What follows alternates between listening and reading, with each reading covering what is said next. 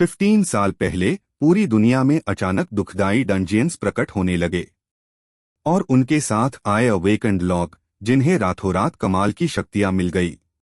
युया शिरास्की भी इसी टोली का हिस्सा है, पर किस्मत देखिए, उसके पास कोई टैलेंट ही नहीं है। बिल्कुल ऐसा जैसे दोस्तों की पार्टी में अकेला वही जिसे माइक्रोवेव चलना ना आता हो। एक भयानक युद्ध में जब वो अकेला जिंदा बचा तो ये लड़का रहस्यमय ढंग से 10 साल पीछे अतीत में भेज दिया गया। अब अगर वो होशियार होता तो नेटफ्लिक्स और एप्पल के शेयर्स खरीद लेता, है ना? पर उसके पास एक खास काबिलियत है जो उसे हर डंजियन और दुश्मन की जानकारी देती है, बिल्कुल डार्क सोल्स के जमाने का गूगल मैप्स। अपनी बहन को ठीक करने और उस भयानक तबाही को रोकने के लिए उसे अपनी हदों को पार करके सबसे ताकतवर बनना होगा। पर रास्ता इतना आसान नहीं है, क्योंकि कई ऐसी ताकतें हैं जो उसे रोकना चाहती है। कहानी शुरू होती है साल 2034 के टोक्यो में। इस अफरा-तफरी के बीच हम एक जख्मी लड़के को देखते हैं जिसे लग रहा है कि उसका अंत करीब है, मनो उसने लड़ाई ही नहीं, वाईफाई भी खो दिया हो। जमीन पर पड़ी लाशों को रौंद ह्यू, एक लाल आंखों वाला विशाल ड्रैगन यूज घूरता है। युया सोचता है कि वो कुछ भी हासिल नहीं कर पाया, बिल्कुल वैसा ही एहसास जैसे रात के 3 बजे पुराने बिल्लोन की चिंता सताती है।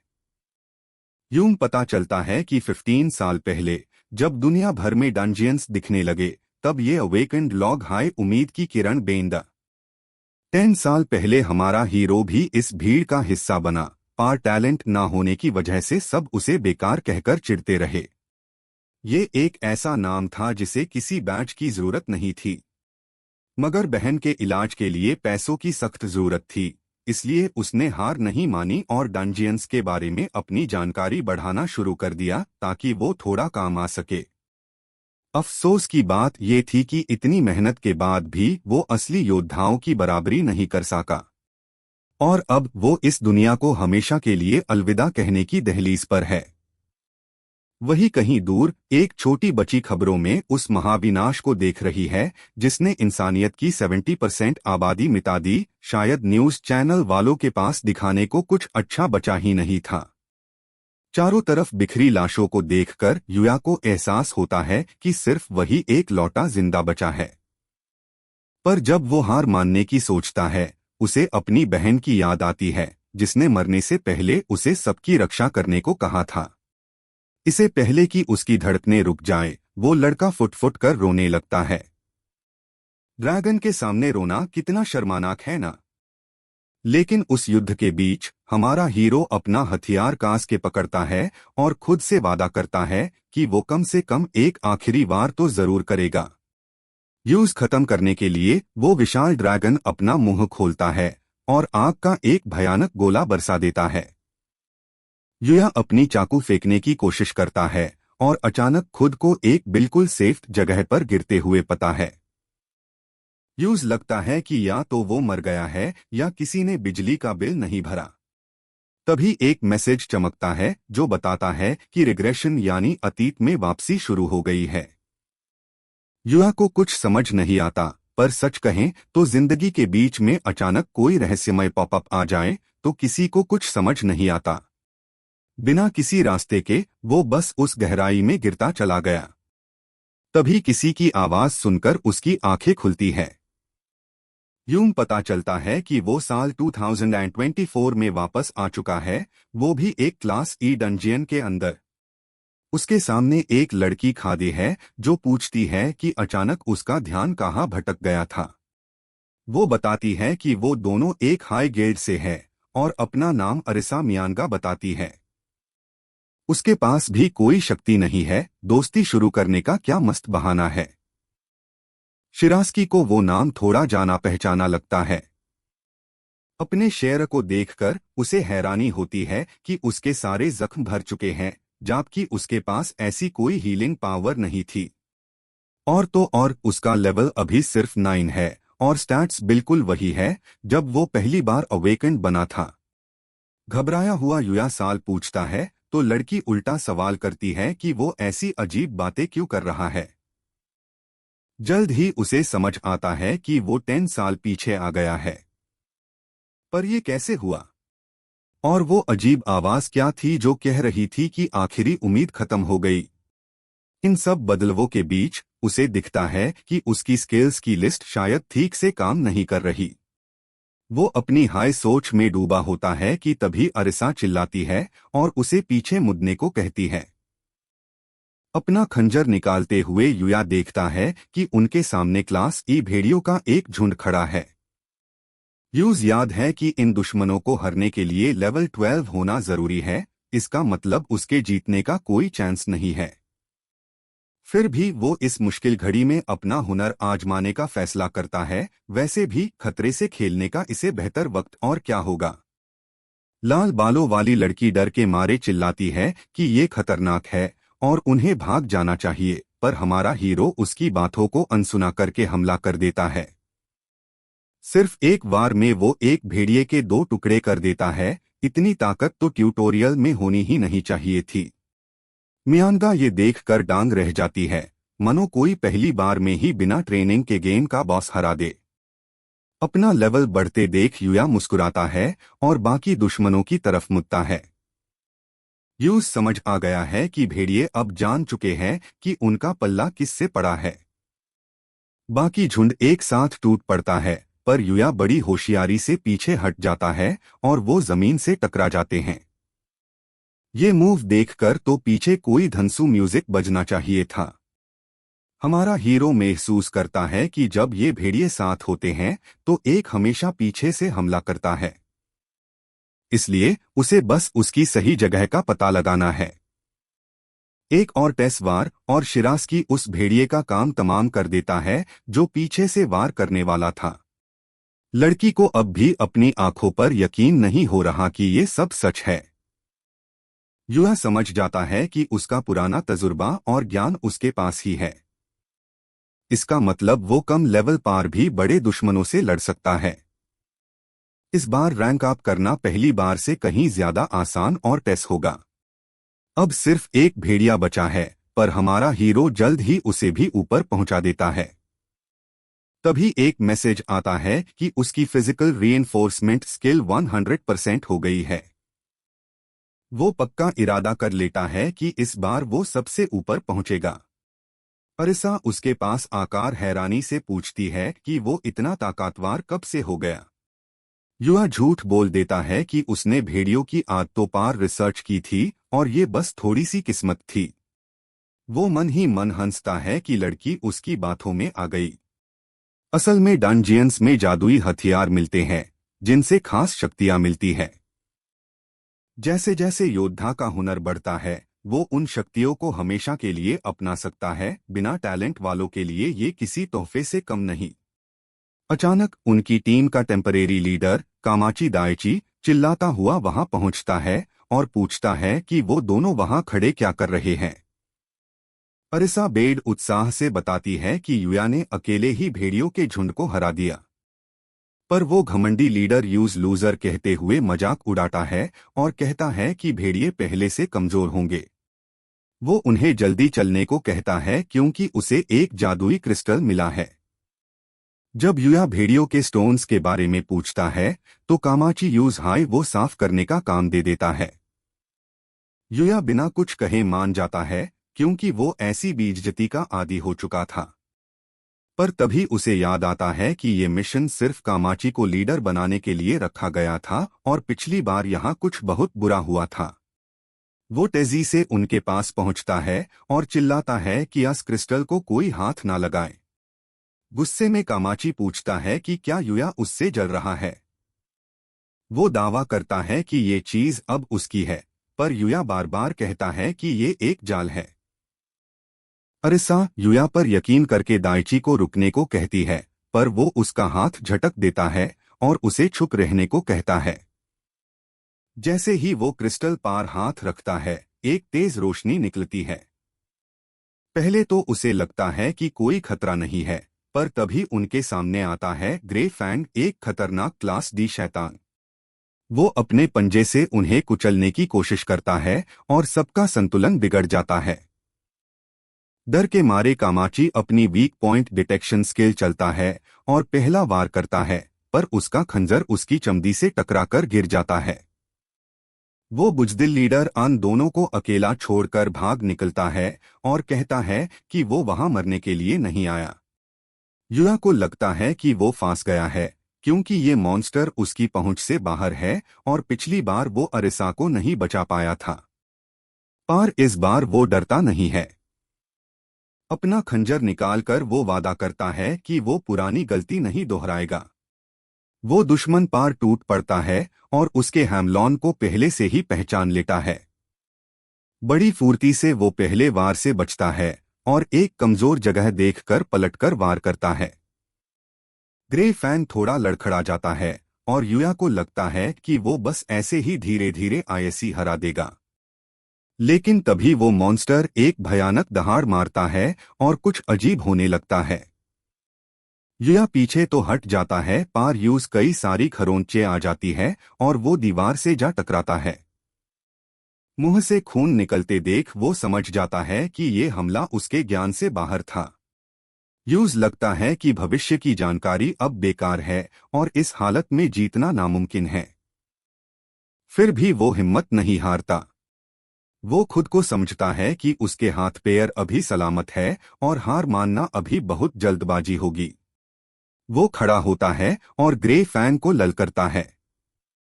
तभी अचानक एक मैसेज चमकता है कि सारी शर्तें पूरी हो गई है और आकाशिक रिकॉर्ड्स एक्टिवेट हो गया है।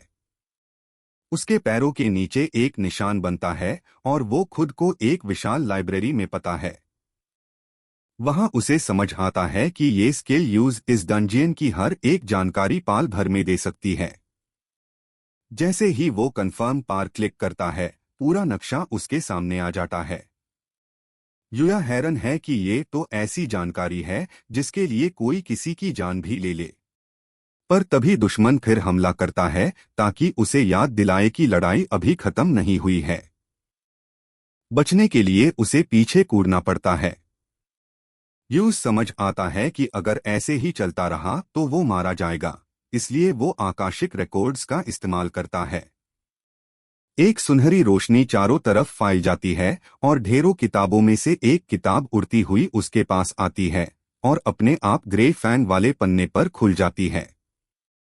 सब कुछ पाल भर में उसके दिमाग में छाप जाता है। वो समझ जाता है कि हर चोट के साथ दुश्मन का तारिका बदलता है और इसका संकेत वो लाल लकीरें हैं।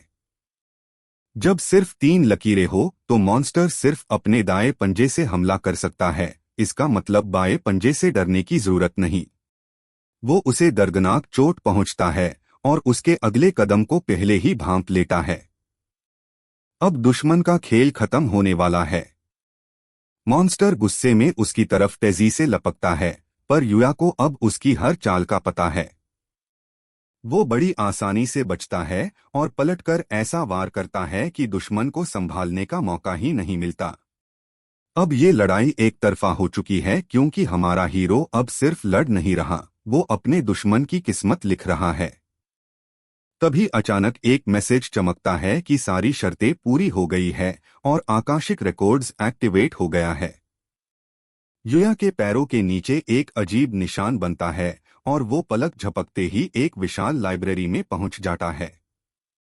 वो हैरानी से सोचता है कि ये क्या बाला है, तभी उसे समझ आता है कि ये स्किल यूज हर राज बता सकती है। इसका मतलब अब वो इस डंजियन की हर एक जानकारी पाल भर में हासिल कर सकता है।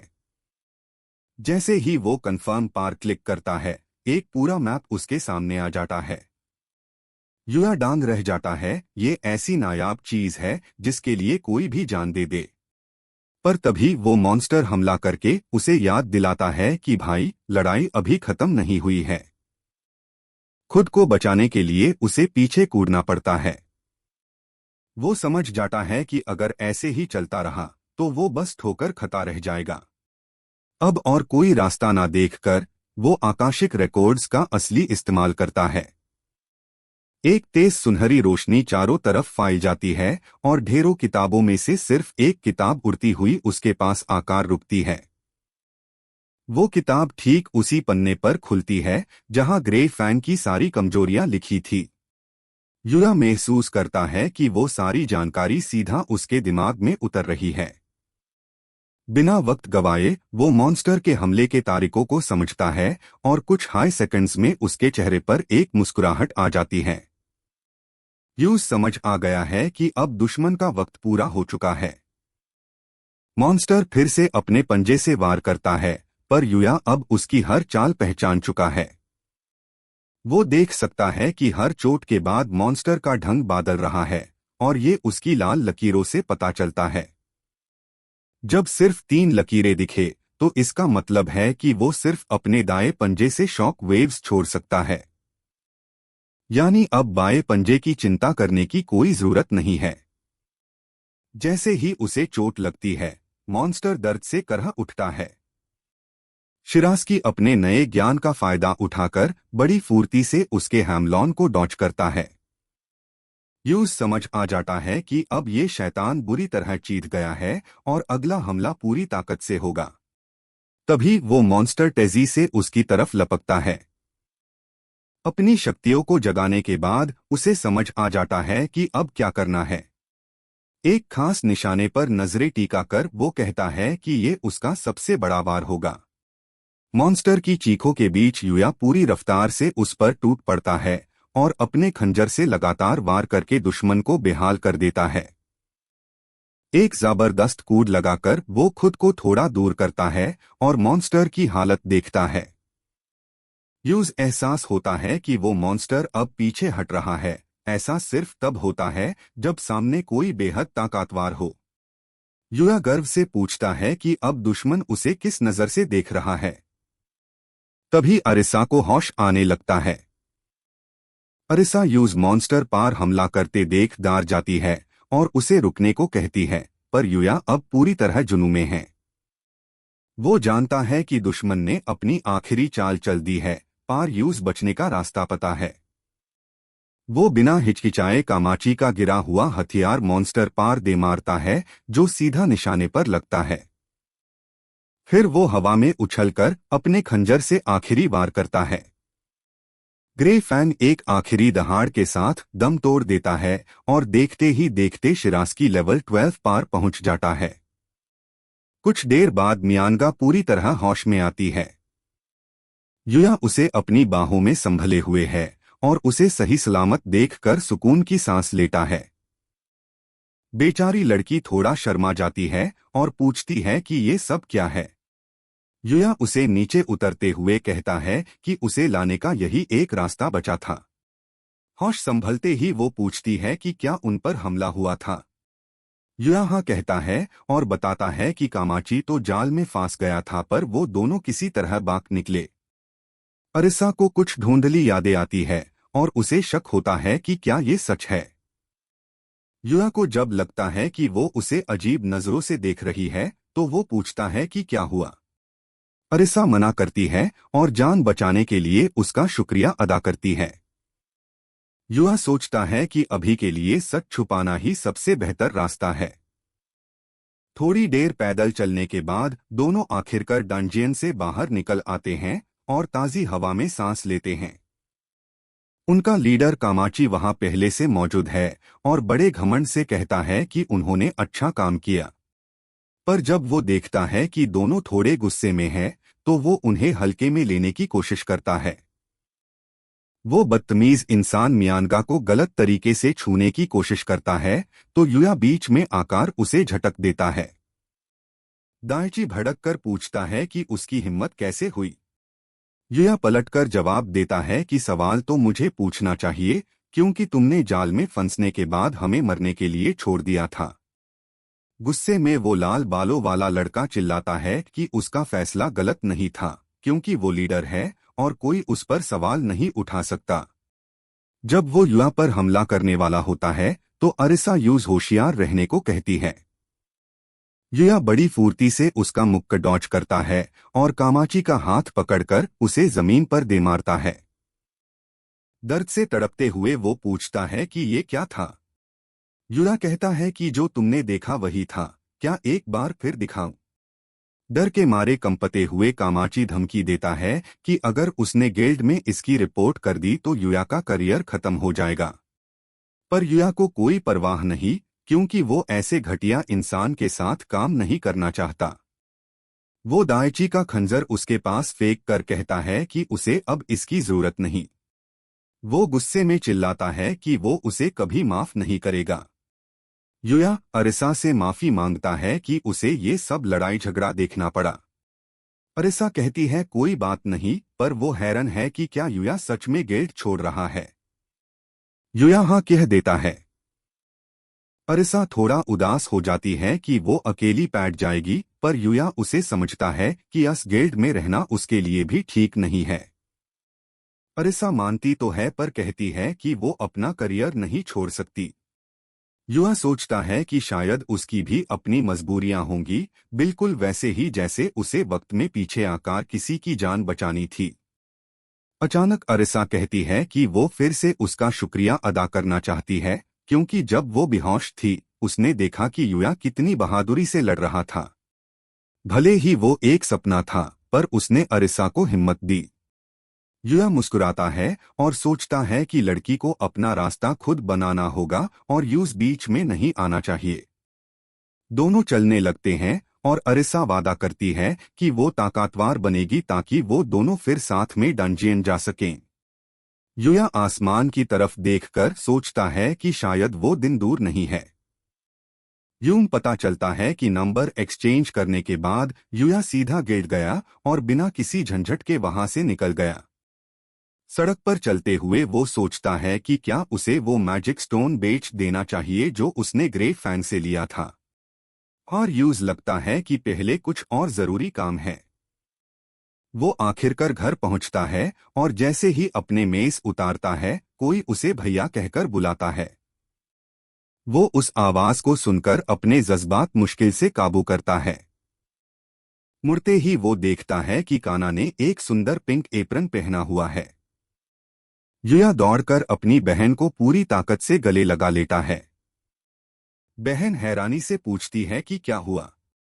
सच तो वो बता नहीं सकता था, इसलिए कह देता है कि कुछ नहीं हुआ। दोनों कुछ देर तक बस एक दूसरे को गले लगाए खड़े रहते हैं।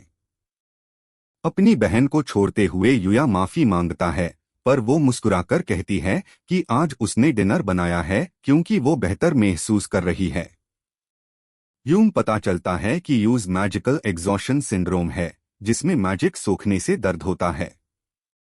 अभी तो लक्षण कम है, पर आगे चलकर ये जानलेवा हो सकता है। युवा जानता है कि इस बीमारी का इलाज कहीं छुपा है और वो खुद से वादा करता है कि वो अपनी बहन को फिर कभी नहीं खोएगा। पर उसके लिए उसे अपनी शक्तियों पर ध्यान देना होगा, खास करके आकाशिक रिकॉर्ड्स पर। इस नई काबिलियत के बारे में थोड़ा पढ़ने के बाद वो थक कर बिस्तर पर गिर जाता है।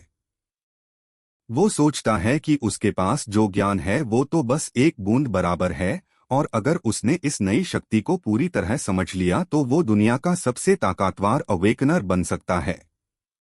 वो उस रहस्यमय ताकत के बारे में भी सोचता है जिसने उसे वापस भेजा, पर फिर तय करता है कि अभी सिर्फ दुश्मनों से लड़ने पर ध्यान देना है। अगर वो अपनी बहन को बचाना चाहता है तो दुनिया का बचना भी तो जरूरी है। अगले दिन युया एक ऐसे डंजियन को ढूंढ लेता है जिसकी जानकारी किसी के पास नहीं थी। ऐसे डंजियंस की रिपोर्ट एसोसिएशन को करनी होती है, जो मैजिक चेक करके ग्रुप्स को सफाई के लिए भेजते हैं, पर युया को इन सब की कोई परवाह नहीं। वो जानता है कि अकेले काम करना ज्यादा टेस होगा, क्योंकि उसके पास आकाशिक रिकॉर्ड्स है जो किसी भी खतरे से निपटने में उसकी मदद करेगा।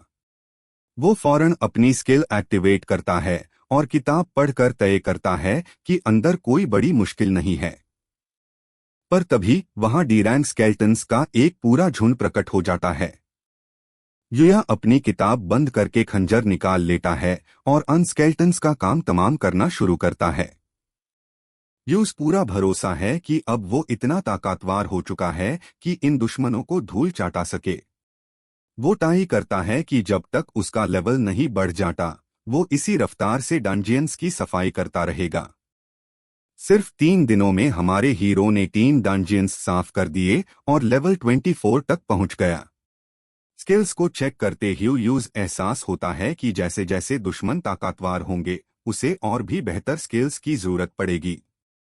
पैसों की कमी की वजह से वो थोड़ा और काम करने का सोचता है, तभी उसे एक एनालाइजर नेकलेस दिखता है। यूज लगता है कि शायद अब वो इस आइटम का इस्तेमाल कर पाएगा। अगले दिन वो जादुई औज़रोन की एक नीलामी में पहुंचता है, जहां एंट्री के लिए अवेकेंड कार्ड दिखाना जरूरी है। वहां एक महिला पूछती है कि क्या वो एक्लिप्स गिल्ड से है। युया मना कर देता है और बताता है कि अभी वो किसी ऑर्गेनाइजेशन का हिस्सा नहीं है। रिसीटियनिस्ट यूज एक स्टिकर देती है ताकि सबको पता चले वो अकेले आया है। वही एक सुनहरे बालों वाली लड़की उसे घूरती है और सोचती है कि ये ई-रैंक लड़का आखिर है कौन जो एक्लिप्स गिल्ड छोड़कर आया है। अंदर बैठकर युया इंतजार करता है कि कब उसकी काम की चीज नीलामी के लिए आएगी।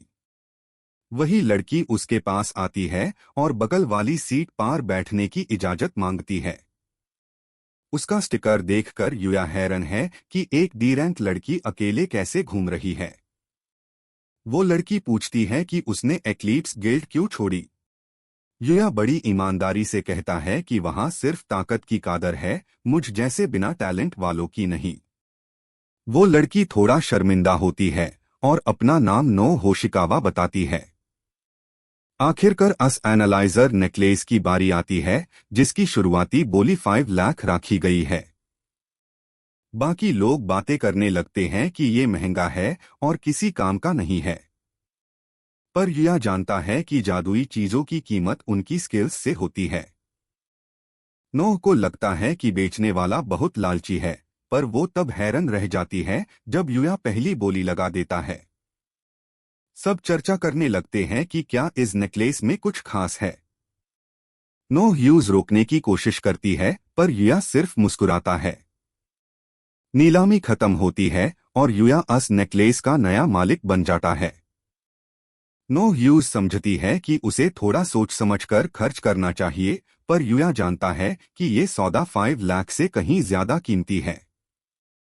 तभी उन दोनों के फोन पर एक मैसेज आता है और वो दोनों अपने रास्ते निकल जाते हैं। अगले दिन पता चलता है कि एसोसिएशन को एक नए मिशन के लिए लोग चाहिए। पिछले दिन काफी पैसे खर्च करने की वजह से युया इस मौके को हाथ से नहीं जाने देता। वो क्लास डी डंजियन के गेट पार पहुंचता है, जहां बाकी लोग पहले से मौजूद है। वहां होशिकावा को देखकर वो हैरान होता है, जो मुस्कुराकर उसका स्वागत करती है। वहां नर्स का नाम का एक लेवल 26 का योद्धा भी है, जो उनके रिश्ते के बारे में पूछता है। युया का मानना है कि जादुई चीजें किसी एक की मिल्कियत नहीं होनी चाहिए, क्योंकि नई स्किल्स के साथ उनकी कीमत और बढ़ जाती है। अगर एक हाई स्किल के बहुत सारे योद्धा हो तो दुश्मन को धूल चाटना और भी आसान हो जाता है।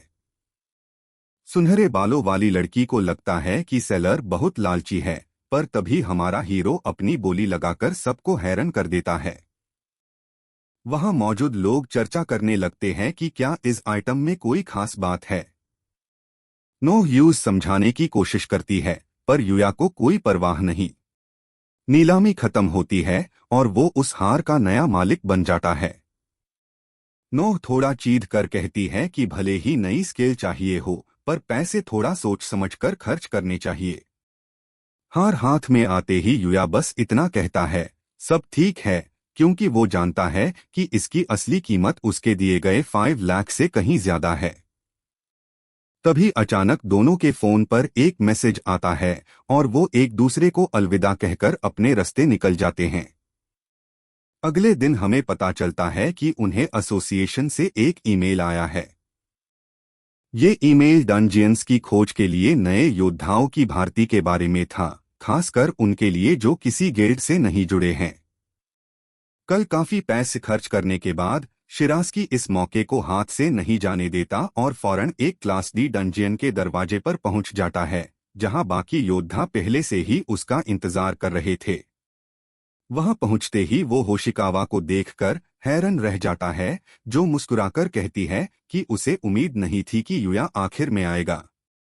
नरसका, जो कि लेवल 26 का योद्धा है, दोनों के रिश्ते के बारे में पूछता है तो युया बताता है कि उनकी मुलाकात कल ही इत्तेफाक से हुई थी। तभी वहां एक और नौजवान हरे बालों वाला लड़का कहता है कि सब आ गए हैं तो मिशन शुरू करते हैं। युया का रैंक अपडेट नहीं हुआ था, इसलिए उसे सबका सामान उठाने का काम मिला। एसोसिएशन ने यूज ग्रुप पर एक बोझ समझकर भेजा था क्योंकि बाकी सब डी रैंक द डंजियन के गेट से गुजरते हुए युया थोड़ा चीख कर कहता है कि शायद इस बार उसे लड़ने का मौका नहीं मिलेगा। कुछ देर बाद सुनहरे कवच वाला लड़का युया से कहता है कि घबराओ मैट, तुम डी रैंक योद्धाओं के बीच हो और नोह तो सबसे ताकतवर मैजिकल स्वॉर्ड्स वुमेन है। पूरी टीम जंगल के गहराई में जाती है, जहां उनका सामना गिगाकोर्न बीटल से होता है, जो कि एक क्लास ई मॉन्स्टर है। नरसका चिल्लाता है कि सब अपनी टाई शुदा जगह ले लो। फिर वो और लाल बालों वाला लड़का मिलकर दुश्मन पार टूट पड़ते हैं। नोह को देखकर युया सोचता है कि उसकी स्वॉर्ड्समैन स्किल यूज बेहद दुर्लभ शक्तियां देती है, जो अवेकनिंग के वक्त किसी किस्मत वाले को ही मिलती है।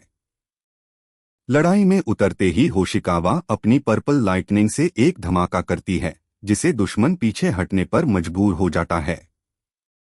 युया उसकी ताकत देखकर डांग रह जाता है। तभी कवच वाला लड़का बताता है कि एक बड़ी गिल्ड की नजर इस लड़की पर है। सब फिर से आगे बढ़ने लगते हैं। नोह के साथ चलते हुए युया उससे माफी मांगता है कि उसने उसके बारे में बिना पूछे बात की। नोह कहती है कोई बात नहीं, पार यूज लगता है। युया कुछ और पूछना चाहता है। युया सीधा पूछता है कि क्या यूज एक्लीट्स गिल्ड ने बुलाया है। नोह हाँ कहती है, पर बताती है कि युया की कहानी सुनने के बाद उसने मना कर दिया, क्योंकि वो ऐसी गिल्ड पसंद नहीं करती जो कमजोरों की कादर ना करे। युया हैरानी से बस ठीक है कहता है। टीम आगे बढ़ती है और आखिरकार बॉस के कमरे में पहुंच जाती है, जहां उनका सामना डी रैंक आर्मोर्ड मैंटिस से होता है। वो मॉन्स्टर सीधा नोह पार वार करता है, पर नरसका बीच में आकर उसे बचा लेता है। फिर बाकी सब भी हमला शुरू कर देते हैं। नोह कहती है कि ये मुकाबला सख्त होगा, पर कवच वाला लड़का दुश्मन की रफ्तार का मजाक उड़ाता है।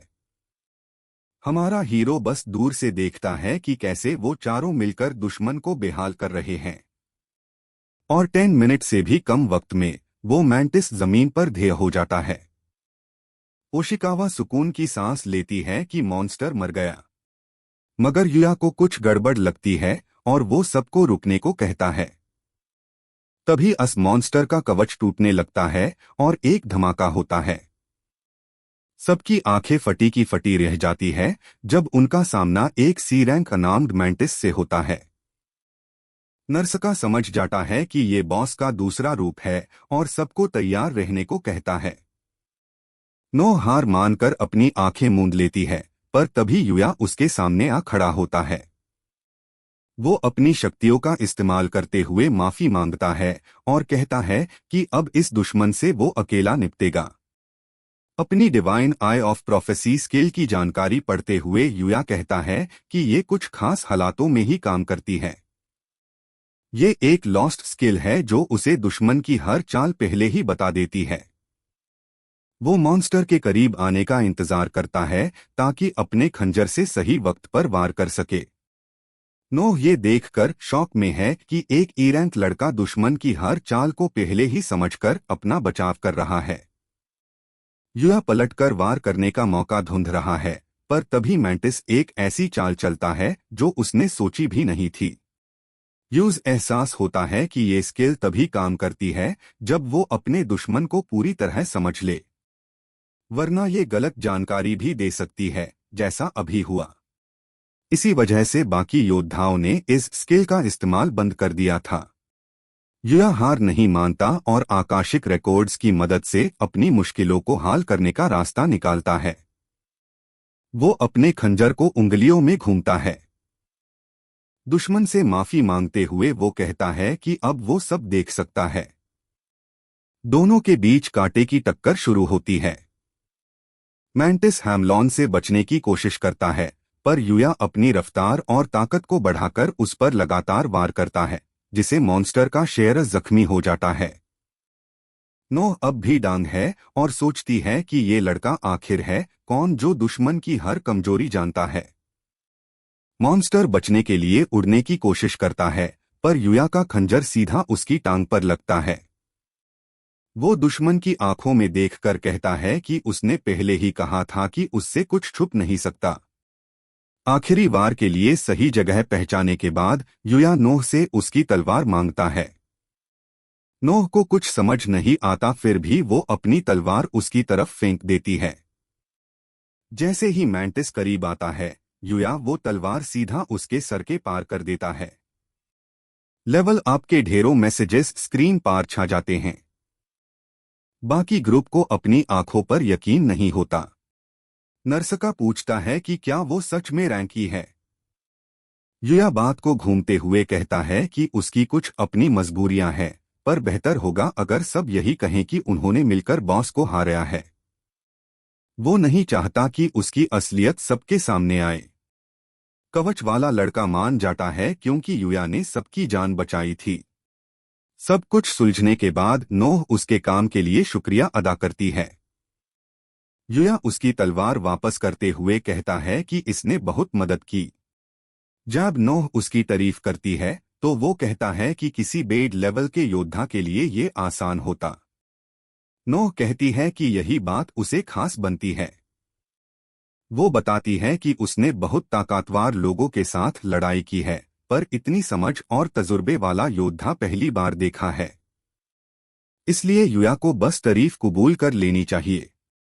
यूया मुस्कुराकर शुक्रिया कहता है। टीम डंजियन के कोर तक पहुंचती है। कोर पार वार करते ही एक तेज रोशनी निकलती है और यूया को एक नया जादुई हथियार मिलता है, प्रेइंग मैंटिस नाइफ। भले ही इसे कोई नई स्किल ना मिले, पर इसका वार बेहद खतरनाक है। नरसका कहता है कि ये खंजर यूया को ही रखना चाहिए, ये ग्रुप की तरफ से एक तोहफा है। यूया उसे खुशी खुशी रख लेता है। सब बाहर निकलते हैं और आखिर में नोह उससे उसका नंबर मांगती है क्योंकि वो कुछ जरूरी बात करना चाहती है। नंबर लेने के बाद वो शर्मा कर कहती है कि वो उसे उसके नाम से बुला सकता है। यूया भी उसके साथ काम करने के लिए उत्साहित है। घर पहुंचकर वो अपना स्टेटस चेक करता है और हैरान रह जाता है कि आकाशिक रिकॉर्ड्स का लेवल बढ़ गया है। अब वो अन डंजियंस की जानकारी भी देख सकता है जो अभी प्रकट होने वाले हैं। इसका मतलब अब यूज डंजियंस ढूंढने में वक्त बर्बाद नहीं करना पड़ेगा। वो अगले मिशन के लिए स्टैम्प्ड बीस्ट केव को चुनता है जो क्लास सी है।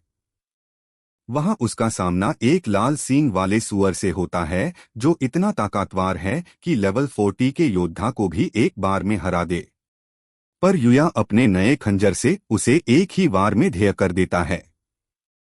इस जीत से यूया लेवल 31 पार पहुंच जाता है। वो सोचता है कि डंजियन मुश्किल तो था, पर उसने नए हथियार का दम देख लिया। बस परेशानी ये है कि उसका लेवल सिर्फ एक बार बढ़ा। यूज पुरानी तबाही को रोकने के लिए कम से कम लेवल 60 तक पहुंचना होगा, पर बेड डंजियंस मिलना मुश्किल है। तभी उसे दिखता है कि एक नया क्लास एस डंजियन प्रकट होने वाला है। ये बहुत ही दुर्लभ और बेहद मुश्किल है, पर इसके इनाम भी उतने हाई बेड है। वो सोचता है कि क्या उसे इतना बड़ा खतरा लेना चाहिए। फिर हम हॉस्पिटल का सीन देखते हैं जहां यूया अपनी बहन काना से मिलने जाता है। काना को चेकअप के लिए भर्ती किया गया है। यूया उससे वादा करता है कि वो जल्द ही उसे ठीक कर देगा।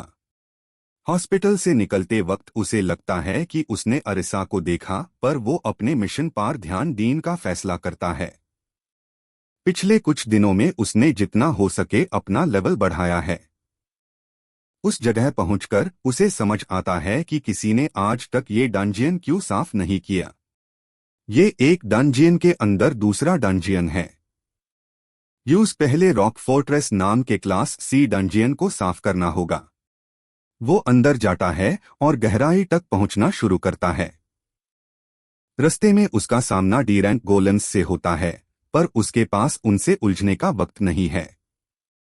वो उन्हें डॉज करके आगे निकल जाता है। आखिरकार वो एक दर्द में से गुजरता है जहां उसका सामना बॉस से होता है, एक विशाल लाल सीरेंट गोलेम। गोलेम्स गुस्से में हमला करता है, पर यूया अपनी स्किल्स का इस्तेमाल करके उसके मुक्के से बचता है और हवा में उछलकर अपने खंजर से पहला वार करता है। दुश्मन पलटकर वार करता है, जिसे यूया को पीछे हटना पड़ता है। ये मुकाबला अब बेहद दिलचस्प होने वाला है। यूया को एहसास होता है कि उसके पास वक्त कम है। वो अपनी सारी ताकत झोंक देता है और दुश्मन की कमजोरी पर लगातार वार करता है। हर मूव के साथ वो अपने अंत का इंतजार कर रहे मॉन्स्टर को मौत के करीब ले जाता है। क्या वो इस क्लास एस डंजियन की चोटी तक पहुंच पाएगा? उसकी हिम्मत और तजुर्बा ही अब उसकी सबसे बड़ी ढाल है। वो जानता है कि अगर वो यहाँ नाकाम हुआ तो दुनिया को बचाने का उसका सपना अधूरा रह जाएगा।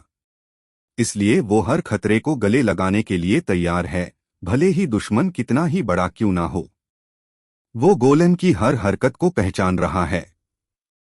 लाइब्रेरी से मिला ज्ञान और उसकी टेस्ट आंखें उसे हर मुश्किल से निकलने का रास्ता दिखा रही है। हर धमाका और हर वार उसे उसकी मंजिल के और करीब ले जा रहा है। आखिरकार वो गोलेम जमीन पर गिर जाता है और यूया को आगे बढ़ने का रास्ता मिल जाता है। वो रास्ता जो उसे एस क्लास एस रहस्य तक ले जाएगा। उसका अगला कदम यूज या तो मौत के मुंह में ले जाएगा या फिर दुनिया का सबसे ताकतवर योद्धा बना देगा। यूया ने अपने डर पर फतेह पा ली है। उसके लिए अब कोई पीछे मुड़ने का रास्ता नहीं है। वो बस आगे बढ़ता जा रहा है, अपने मकसद और अपनी बहन के लिए। ये कहानी अब एक ऐसे मोड़ पर है जहां हर पाल एक नया इम्तिहान है। डंजियन की गहराई में अब एक ऐसी ताकत उसका इंतजार कर रही है जिसे आज तक किसी ने नहीं देखा। पर यूया तैयार है। उसके हाथ में उसका खंजर है और दिल में जीतने की उम्मीद। वो इस फोर्ट्रेस को फतेह करके ही दम लेगा। हर कदम के साथ खतरा बढ़ता जा रहा है, पर यूया की रफ्तार कम नहीं हो रही। वो जानता है कि वक्त उसके खिलाफ है। यूज जल्दी ही इस डंजियन के सरसब्ज हिस्से तक पहुंचना होगा जहां असली बॉस छुपा है। अंधेरा घना होता जा रहा है, पर उसकी आंखों में एक आग है। वो आग जो मौत को भी मात दीन का दम रखती है। क्या यूया शिराज की अतीत बादल कर एक नया इतिहास लिख पाएगा? कहानी अभी बाकी है। लेवल का अंतर होने के बावजूद यूया समझ जाता है कि असली चुनौती इस मॉन्स्टर के कवच को तोड़ना है। तलवार के वार काम नहीं कर रहे, इसलिए वो हार्डनिंग स्किल का इस्तेमाल करता है। अगला वार करते ही उसके चेहरे पर मुस्कुराहट आ जाती है, उसकी रणनीति काम कर रही है। वो दोबारा हमला करते हुए कहता है कि अब ये मुकाबला हौसले का है। बिना हिचकिचाए वो उस विशाल गोलेम पार टूट पड़ता है और आखिरकार एक ऐसा गहरी चोट पहुंचता है कि वो ध्येय हो जाता है। सांस फूलने के बावजूद यूया कहता है कि ये लड़ाई लगभग 30 मिनट चली, पर किस्मत से वो जीत गया।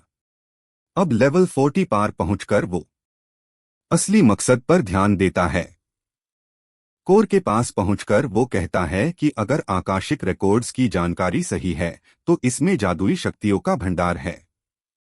जैसे ही वो उस पर हाथ रखता है, पूरी गुफा रोशनी से भर जाती है और वो गोला टुकड़ों में बिखर जाता है, जिसके बीच से एक पोर्टल निकलता है। यूया उत्साहित है क्योंकि इसके अंदर वो एक्स्ट्रा डंजियन है जिसे पिछली जिंदगी में कोई साफ नहीं कर पाया था, पर वो तैयार है। फिर हम एक दूसरी जगह पहुंचते हैं जहां कोई दाइची से कह रहा है कि वो दूसरी बार नाकाम हुआ है।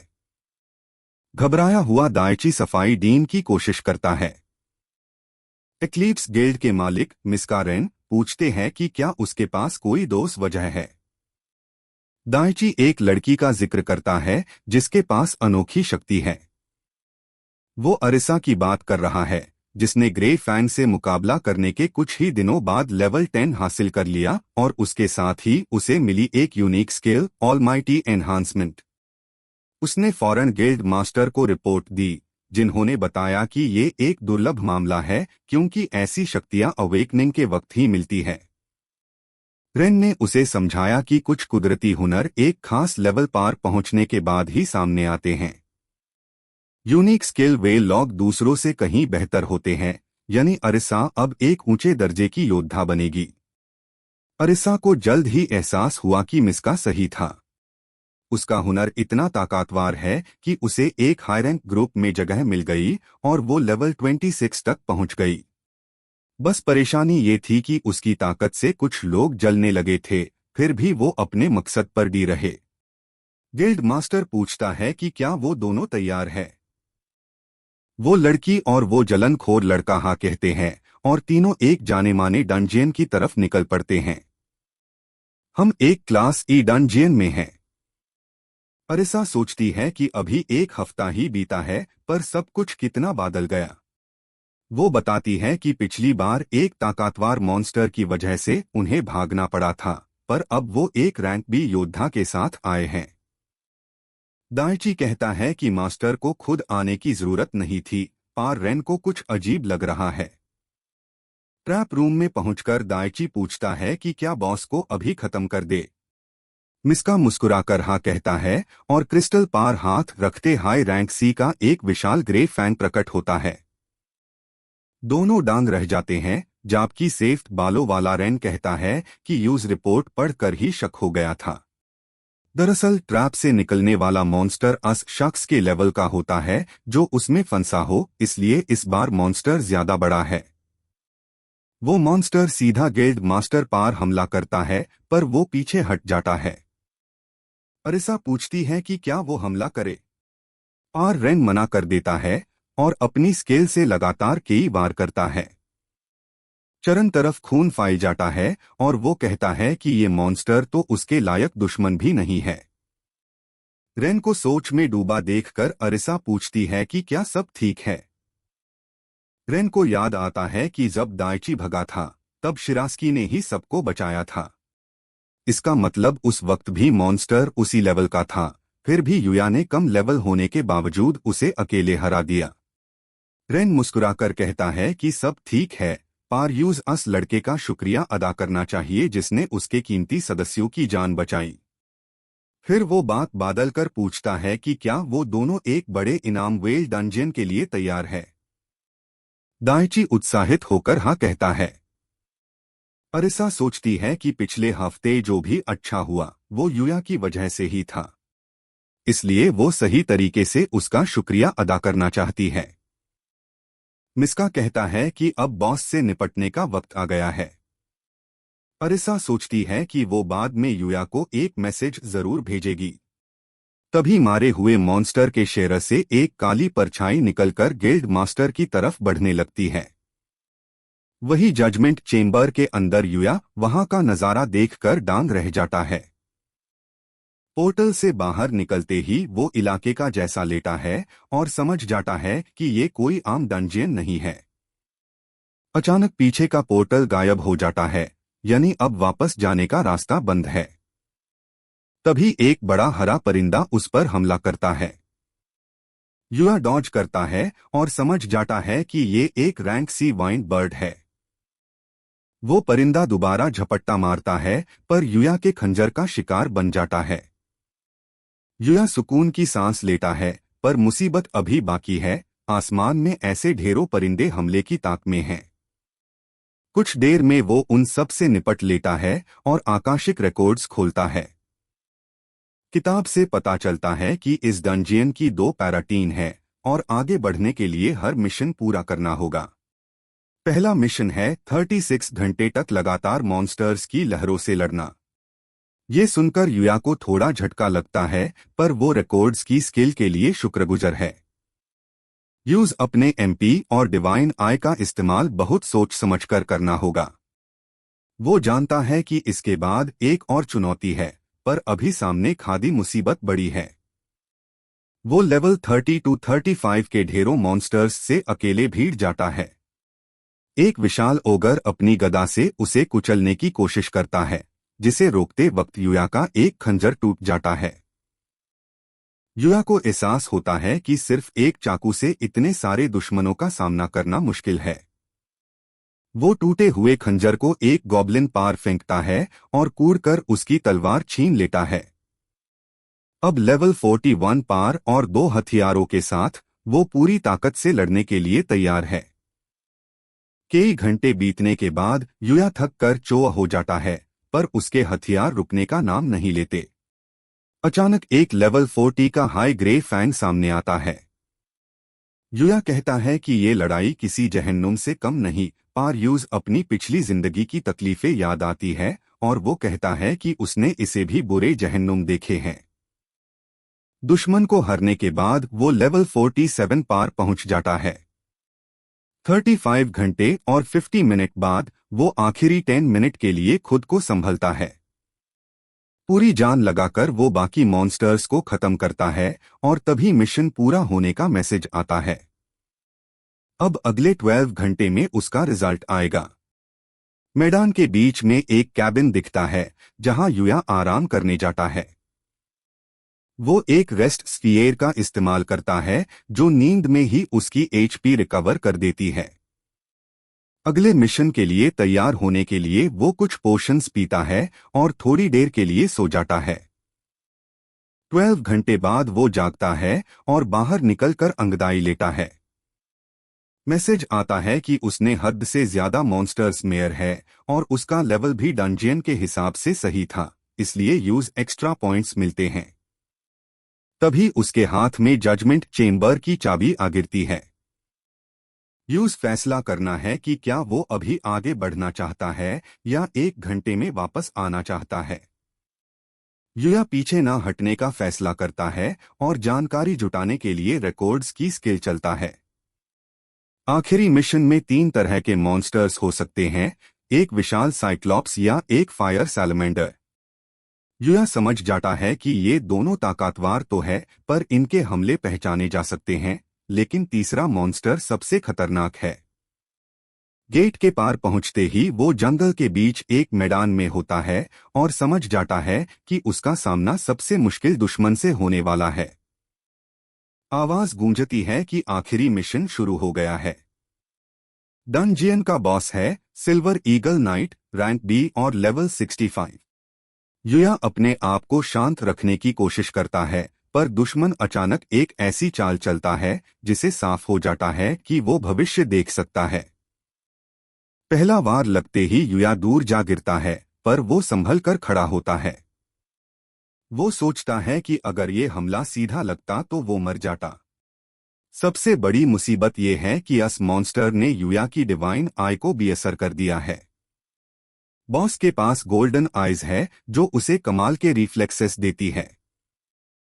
वो नाइट लड़के की हर चाल को पहले ही पहचान लेता है। युया परेशान है क्योंकि जब तक भविष्य धुंधला रहेगा वो अपनी स्किल का इस्तेमाल नहीं कर पाएगा। दोनों के बीच तलवारबाजी शुरू होती है। युया को एहसास होता है कि लेवल का अंतर यहाँ बहुत बड़ा रोड़ा बन रहा है। नाइट अपने आसपास की मना को सोखकर एक जादुई कैनन चलता है। युया बड़ी मुश्किल से एक तरफ कूदकर बचता है और सोचता है कि ये तो मजाक हो रहा है। तभी ईगल नाइट अचानक उसके पीछे प्रकट होता है और एक जोरदार लात मारता है। युया एक पेड़ से जा टकराता है और जख्मी हो जाता है। वो समझ जाता है कि ताकत का फर्क बहुत ज्यादा है, पर तभी उसे याद आता है कि इस दूसरी जिंदगी में उसके पास ढेरों ताकतवर शक्तियां हैं। अब वक्त है कुछ ऐसा करने का जो दुश्मन ने सोचा भी ना हो। अगर ये हमला सीधा लगता तो वो मर जाता। सबसे बड़ी मुसीबत ये है कि अस मॉन्स्टर ने युया की डिवाइन आई ऑफ प्रोफेसी को भी असर कर दिया है। हमें पता चलता है कि बॉस के पास गोल्डन आइज की शक्ति है जो उसे कमाल के रिफ्लेक्सेस और दिव्या दृष्टि देती है। इस तरह वो नाइट युया की हर हरकत को पहले ही पहचान लेता है। नाइट भविष्य देखकर जान लेता है कि युया अगला कदम क्या उठाएगा। एक वार से बचने के बाद वो ईगल नाइट पलटकर हमला करता है, पर हमारा हीरो सही सलामत बाहर निकलता है। युया परेशान है क्योंकि जब तक भविष्य साफ नहीं होता वो दुश्मन के खिलाफ अपनी डिवाइन आई का इस्तेमाल नहीं कर पाएगा, जो उसके लिए सबसे बड़ा खतरा है। ये जानते हुए कि दुश्मन भी भविष्य देख सकता है, युया सोचता है कि अब असली ताकत का अंतर ही नतीजा तय करेगा, क्योंकि यहाँ लेवल का फर्क कोई मायने नहीं रखता। तलवारबाजी के बीच बॉस एक जोरदार वार करता है। शिरास्की को एहसास होता है कि अगर उसने दूरी बनाई तो अगला हमला तबाहकून होगा, क्योंकि वो मॉन्स्टर आसपास की सारी मना सोख लेगा। नाइट अपनी पूरी शक्ति के साथ एक मैजिक कैनन छोड़ता है जो युया की बात सच कर देता है।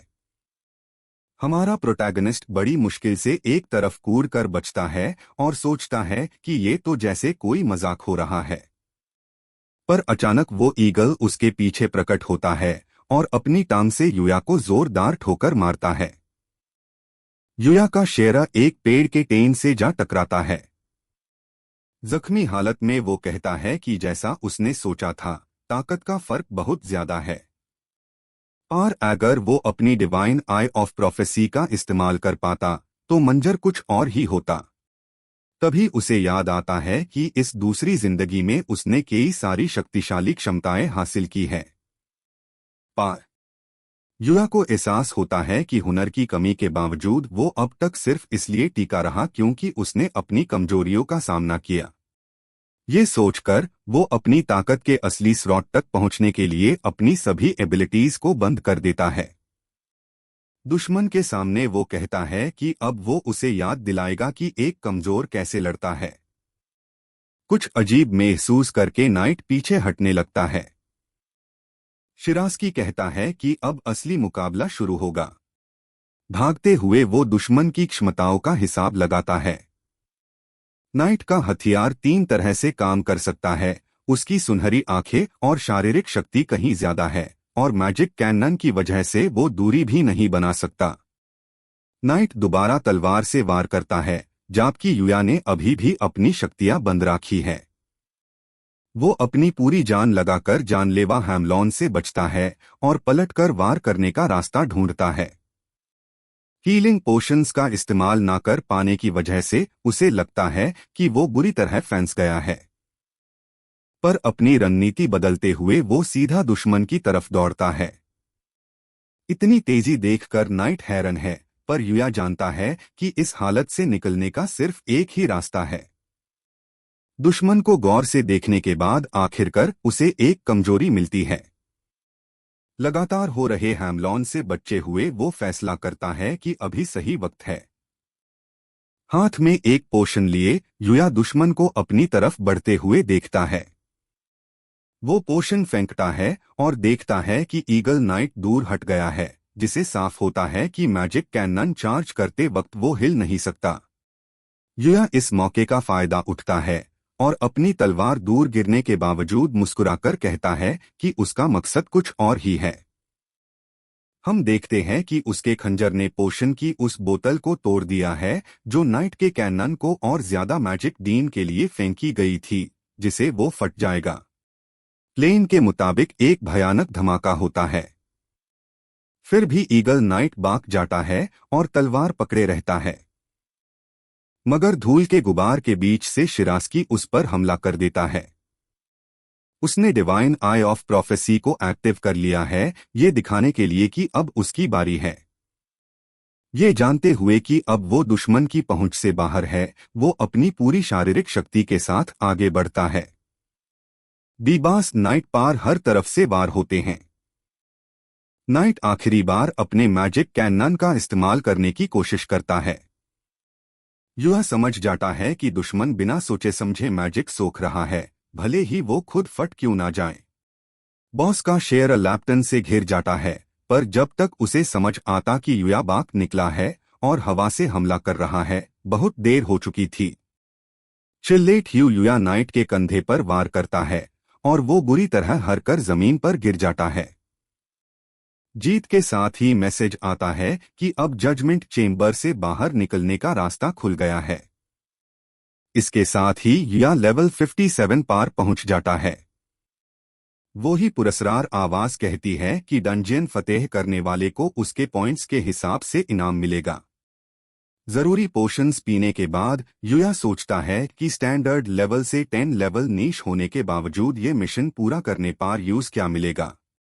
यूज डू खास इनाम दिए जाते हैं। पहला है इन्फिनिट स्टोरेज की क्षमता। युया डांग रह जाता है क्योंकि उसने अपनी पिछली जिंदगी में कभी इतनी ताकतवर चीज नहीं देखी थी। एक तेज रोशनी दोबारा चमकती है और दूसरा इनाम सामने आता है, एक ऐसी तलवार जो सिल्वर ईगल नाइट की तलवार जैसी ही है। इसमें 3 अलग और बेहद शक्तिशाली क्षमताएं हैं और ये मलिक की ताकत के साथ और भी बढ़ती जाती है। उस महान तलवार को पकड़े हुए युया कहता है कि उसकी मेहनत रंग लई और गेट को देखकर वो घर वापस निकल जाता है। बाहर निकलकर वो आराम करना चाहता है, पर तभी यूज अरिसा का मैसेज मिलता है। युवा खुश है कि उसने एक नेचुरल एबिलिटी जगाई है, पर जब वो पढ़ता है कि वो 1 जुलाई को एक बेड गिल्ड रेड में हिस्सा लेगी तो वो चौंकन्ना हो जाता है, क्योंकि ऐसा हमला तो 7 जुलाई को होना चाहिए था। वो भागते हुए समझ जाता है कि सब खतरे में हैं। हम मियानगा और उसके ग्रुप को दोबारा देखते हैं जो डंजियन में दाखिल होने वाले हैं। ये डेजर्ट लैंड नाम का रैंक बी डंजियन है। वॉरियर्स प्राइड गिल्ड के मास्टर ताकनाशी इसुयोशी कहते हैं कि सब कुछ मिस्का के कहे मुताबिक हो रहा है। ग्रेट विजर्ड्स गिल्ड के मास्टर इटो रयोता भी उनसे सहमत होते हैं कि उन्हें एक बड़ा आर्टिफैक्ट मिलेगा। एक्लिप्स गिल्ड का लीडर दावा करता है कि वहां बहुत सारे आइटम्स होंगे जिन्हें वो आपस में बांट लेंगे। अचानक वो अरिसा को बुलाता है, जिसे वो थोड़ा दार जाती है। करीब आकार वो कहता है कि उसकी शक्ति बहुत जरूरी है, इसलिए वो खुलकर उसका इस्तेमाल करे। अरिसा सोचती है कि उसे अपना बेहतरीन देना होगा क्योंकि यूज टीम में खास तौर पर बुलाया गया है। तभी उसे याद आता है कि शिरास्की ने उसके मैसेज का जवाब नहीं दिया, पर फिर वो डंजियन साफ करने पर ध्यान लगाती है। 2 घंटे और ढेरों मॉन्स्टर्स को हरने के बाद रेन कहता है कि अब असली खेल शुरू होगा। रैंक बी मिनटोर का सामना करते हुए वो सबको पोजीशंस लेने और हमला करने का हुक्म देता है। ग्रुप बिना हिचकिचाए लड़ाई शुरू कर देता है। मियानगा हैरान है कि ऊंचे लेवल के योद्धाओं का हमला कितना ताकतवर होता है। रेन यूज फौरन अपनी एबिलिटी इस्तेमाल करने को कहता है। अरिसा बात मानती है और मिस्का अपनी हेलहीम नाम की तलवार निकलता है। सिर्फ एक वार में वो मॉन्स्टर का खात्मा कर देता है। सब उसकी तलवार की ताकत देखकर डांग है। बाकी दोनों गिल्ड मास्टर्स कहते हैं कि आखिरकार इनाम मिल गया। कोर को देखकर एक्लिप्स का लीडर कहता है कि वो काफी वक्त से इस पाल का इंतजार कर रहा था। ताकनाशी पूछता है कि क्या वो कोर को नहीं तोड़ेगा। रेन सबको हैरान करते हुए कहता है कि वो सपने में भी ऐसा नहीं करेगा, क्योंकि यही उसका असली मकसद था। वो ही काली परछाई मिनटोर के शेर से निकलकर रेन के पास जाती है, जो मुस्कुराकर कहता है कि अब असलियत सामने आने का वक्त है। बाकी लोग पूछते हैं कि ये सब क्या हो रहा है। मिस्का समझता है कि उसके पास एक ऐसी अनोखी शक्ति है जिसे वो अपने मारे हुए दुश्मनों की परछाइयों को अपना गुलाम बना सकता है। अरिसा पूछती है कि उसने ये बात सबसे क्यों छुपाई। रेन जवाब दिए बिना कहता है कि वो इन क्रीचर्स से बात कर सकता है और तभी उसे पता चला कि उसे एक लीडर के रूप में चुना गया है। इस कोर की मदद से वो एक ऐसा दरवाजा खोलेगा जहां से अनोखे मॉन्स्टर्स निकलेंगे और पहली तबाही vanguard of the black shadow शुरू होगी, जिसका लीडर वो खुद होगा। दोनों मास्टर्स को यकीन नहीं आता कि ये सब पहले से तय था। रेन बताता है कि उसे सही शक्तियों वे लॉगहॉर्न को इकट्ठा करना था।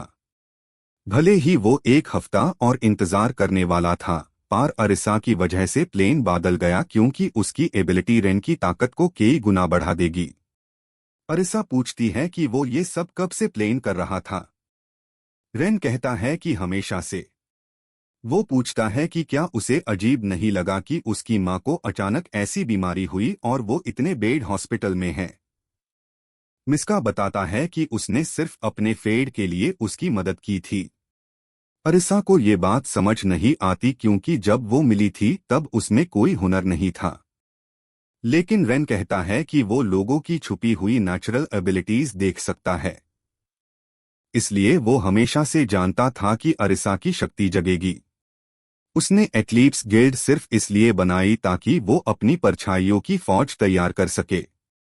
वो अरिसा की तरफ इशारा करके कहता है कि वो सबसे बेहतरीन उम्मीदवार है और वही पहली शिकार बनेगी। इटो और ताकाहाशी उसे रोकने की कोशिश करते हैं, पर रेन अपनी ताकत दिखाकर उन्हें घुटनों पर ले आता है। अरिसा बफ दीन की कोशिश करती है, पर अचानक उसकी सारी मैजिक पावर खत्म हो जाती है। यूज एहसास होता है कि रेन ने सब कुछ पहले से ही टाई कर रखा था। वो अपनी आंखें बंद कर लेती है और किसी से मदद की दुआ करती है। तभी एक वार होता है और अरिसा को एहसास होता है कि उसे दर्द नहीं हुआ। आंखें खोलने पर वो देखती है कि युया ने उसे बचा लिया है। युया दुश्मन की आंखों में देखकर कहता है कि अब वो इस मामले को सुलझाएगा। अरिसा की आंखों में उम्मीद की किरण जग उठती है। रेन हैरान होकर पूछता है कि युया वहां कैसे पहुंचा। युया कहता है कि वो इस लड़के को रोक कर रहेगा चाहे जो हो जाए।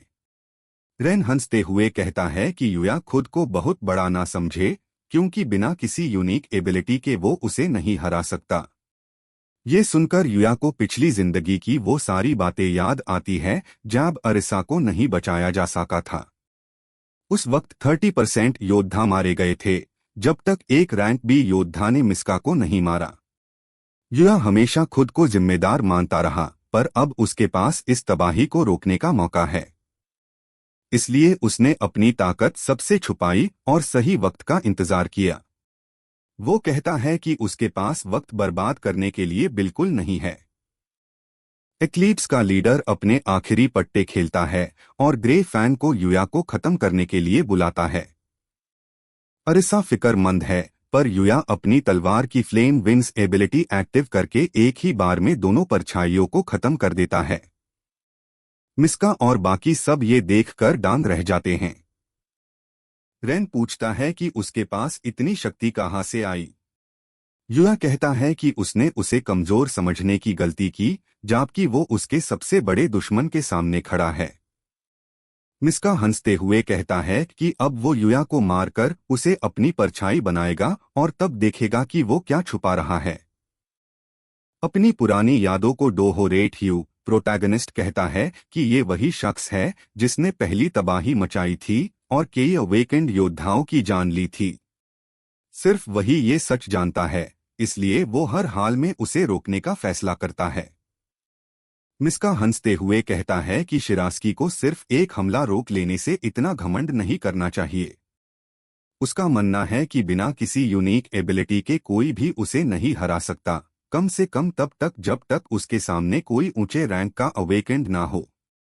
ये सुनकर युया को रिग्रेशन से पहले का वो दिन याद आता है जब लीडर ने कामाची से लड़ाई की थी और वो अरिसा को मरने से नहीं बचा पाया था। जब रेन ने उस पर पलटकर वार किया तो युया सिर्फ ये सोच रहा था कि उसने पहली बार किसी को अपनी आंखों के सामने मरते देखा है और उसने गिल्ड छोड़ने का फैसला कर लिया। कुछ हाफ्तन बाद पहली तबाही आई और जापान के लगभग 30% अवेकेंड मारे गए, जब तक एक बी रैंक योद्धा ने मिस्का को नहीं मार गिराया।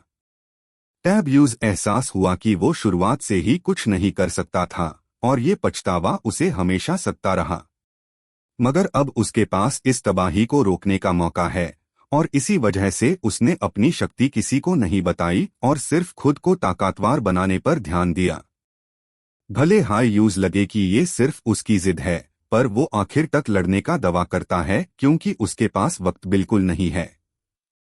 एक्लिप्स गिल्ड का लीडर अपना आखिरी पत्ता फेंकता है और एक ग्रे फैन को बुलाता है ताकि युया को फौरन खत्म किया जा सके। मिनटोर और विशाल भेड़िए को युया की तरफ बढ़ते देख अरिसा फिक्र में पैट जाती है।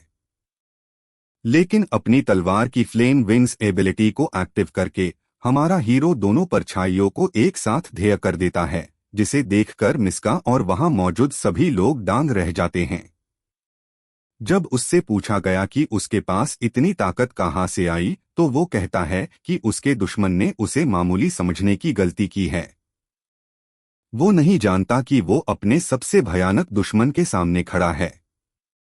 एक्लिप्स गिल्ड का लीडर पूछता है कि वो ऐसा क्यों सोच रहा है, पर यूया बस इतना कहता है कि लड़ाई खत्म होने पर वो खुद समझ जाएगा। लाल आंखों वाला लड़का अब सवाल बंद करके उसे मारने और उसकी परछाई बनाने का फैसला करता है। अपने दुश्मन को अपनी तरफ बढ़ते देख यूया समझ जाता है कि उसकी अनोखी शक्ति उसकी तलवार से जुड़ी है और वो सिर्फ उन्हीं की परछाइयों को काबू कर सकता है जिन्हें वो मारता है। इसी वजह से बाकी योद्धा अभी तक जिंदा है। पहला वार होते ही हमारा हीरो अपनी तलवार से उसे रोक लेता है और फौरन पलटकर वार करने का फैसला करता है ताकि दुश्मन को संभालने का मौका न मिले।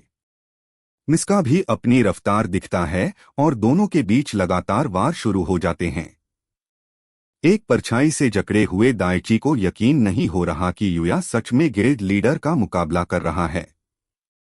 थोड़ा पीछे हटकर हमारा हीरो सोचता है कि जैसा उसने सोचा था, ये लड़ाई चुनौतीपूर्ण होगी, जबकि उसका दुश्मन ये समझने की कोशिश कर रहा है कि उसके पास इतनी ताकत कहाँ से आई।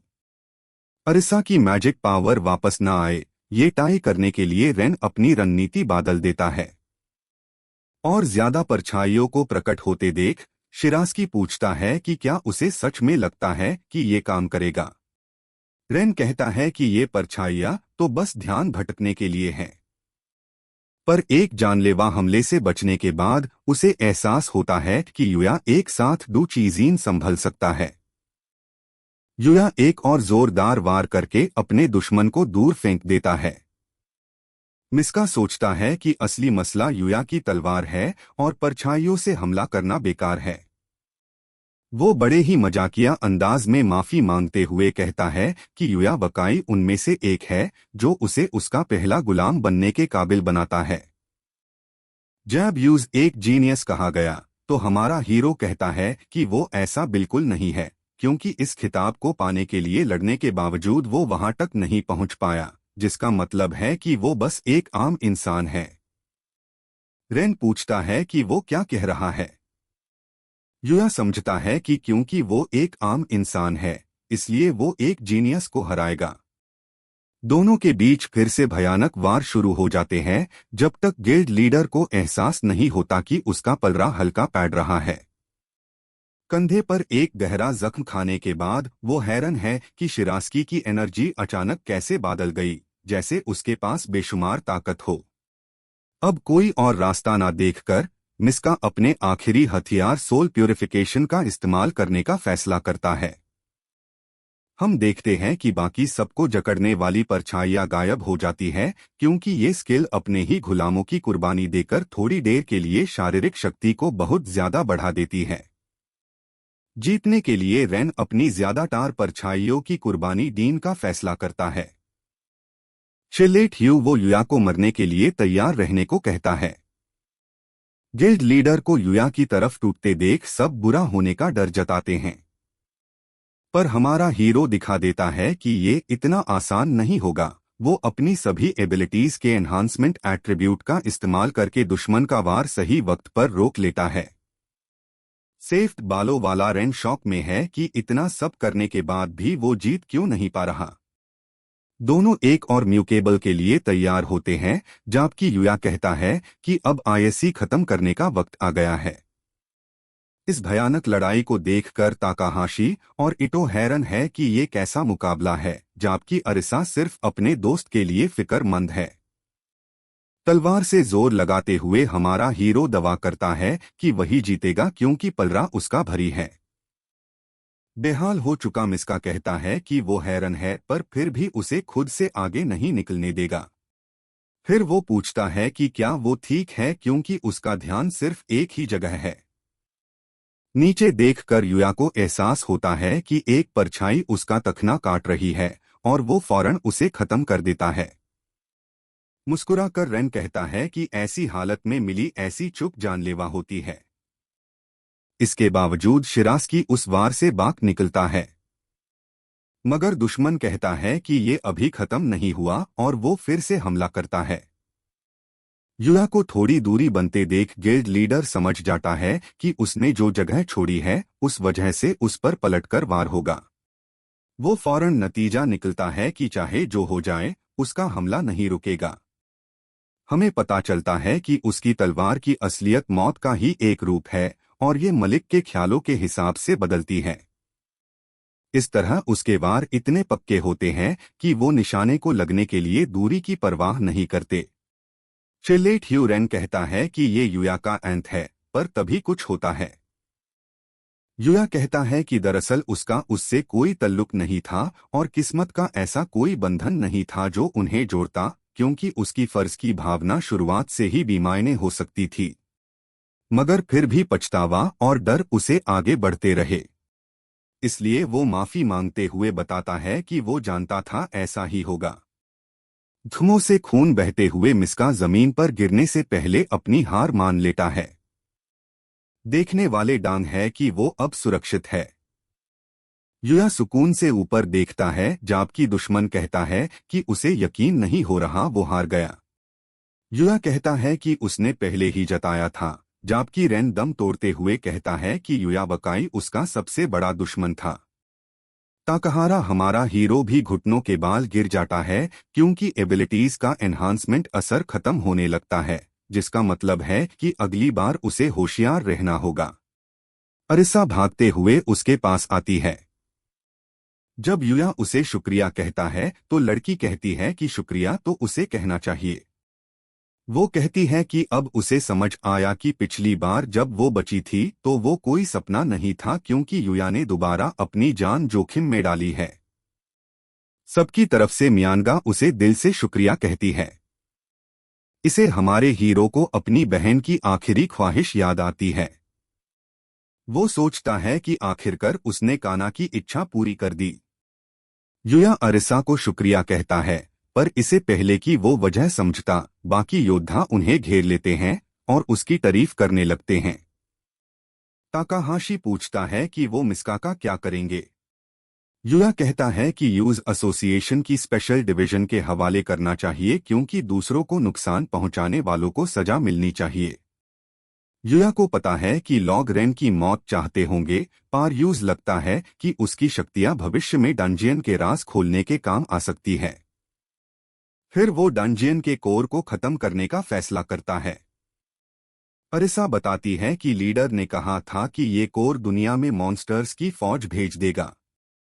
हमारा हीरो कहता है कि ये सच है, पर अब उन्हें बस आईएससी पूरी तरह चार्ज होने से पहले तोड़ना है।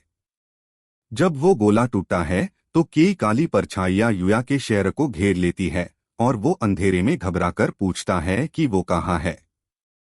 वो उस एहसास को बयां नहीं कर पा रहा, पर यूज ये जाना पेचना लगता है। अचानक उसके सामने एक और कला गोला आता है, पर मियानगा की आवाज सुनकर वो होश में आता है। वो झूठ बोलता है कि सब ठीक है। जब वो डंजियन से निकलते हैं तो रेन को एसोसिएशन के हवाले कर दिया जाता है और सबको घर भेज दिया जाता है।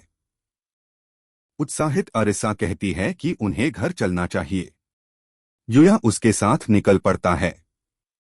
वही किसी और देश में एक एस रैंक डंजियन के अंदर सुनहरे बालों वाली एक लड़की अपने मारे हुए मॉन्स्टर को देखती है और सितारों की तरफ देखकर उसे एहसास होता है कि एक बुरा सितारा गायब हो गया है, जिसका मतलब है किसी ने भविष्य बादल दिया है। हमें पता चलता है कि उसका नाम अस्कुरारन है और वो लेवल 236 की एक एस रैंक योद्धा है जो नेशनल रैंकिंग में दूसरे नंबर पर है। कुछ दिनों बाद काना के हॉस्पिटल रूम में शिरास्की कहता है कि बस कल तक की बात है। फिर वो उसे लेने आने का वादा करके वहां से निकलता है।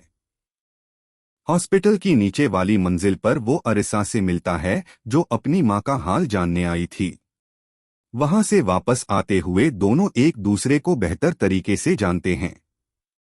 जब युया को पता चलता है कि सिर्फ उसकी बहन ही नहीं बल्कि अरिसा की मां भी उसी बीमारी से जूझ रही है, तो वो जल्द से जल्द इलाज ढूंढने का फैसला करता है। वो अरिसा से कहता है कि अब एसोसिएशन चलने का वक्त है। खिड़की से देखते हुए काना सोचती है कि उसके भाई के साथ वो लड़की कौन है पर तभी नर्स यूज आराम करने को कहती है। काना सोचती है कि वो कल युया से पूरी पूछताछ करेगी। वही टीवी पर मिस्का के केस की खबर आती है और बताया जाता है कि जिस योद्धा ने इस घटना को सुलझाया है उसने नेशनल रैंकिंग में उसकी जगह ले ली है। हम एसोसिएशन के हेडक्वार्टर्स पहुंचते हैं जहां सुजुकी दोनों से देर से बुलाने के लिए माफी मांगते हैं। शिरास्की और अरिसा कहते हैं कि कोई बात नहीं, उन्होंने उस दिन की घटना के बारे में कई सवालों के जवाब दिए। रेन होश में आने के बाद से खामोश है। युआ सोचता है कि शायद उसे जल्द ही कोई जानकारी नहीं मिल पाएगी। अरिसा पूछती है कि उन्हें अलग से क्यों बुलाया गया है। सुजुकी बताते हैं कि एथलीट्स गिल्ड खत्म हो चुकी है और मिस्का को रैंकिंग से हटा दिया गया है। टॉप 100 लॉग ऑन को रैंकर्स कहा जाता है। युया पूछता है कि इसका उससे क्या लेना देना है, तो सुजुकी बताते हैं कि अब रैंकिंग में 86 जगह युया की होगी। ये सुनकर दोनों डांग रह जाते हैं। अरिसा खुश है पर युया को यकीन नहीं हो रहा। सुजुकी बताते हैं कि वॉरियर प्राइड और ग्रेट मेजेस गिल्ड्स के मास्टर्स ने उसकी सिफारिश की है। हमारा हीरो सोचता है कि ये पहली बार है जब यूज इतनी बड़ी पहचान मिली है। सुजुकी बताते हैं कि कई गिल्ड्स ने अरिसा को भी बुलावा भेजा है।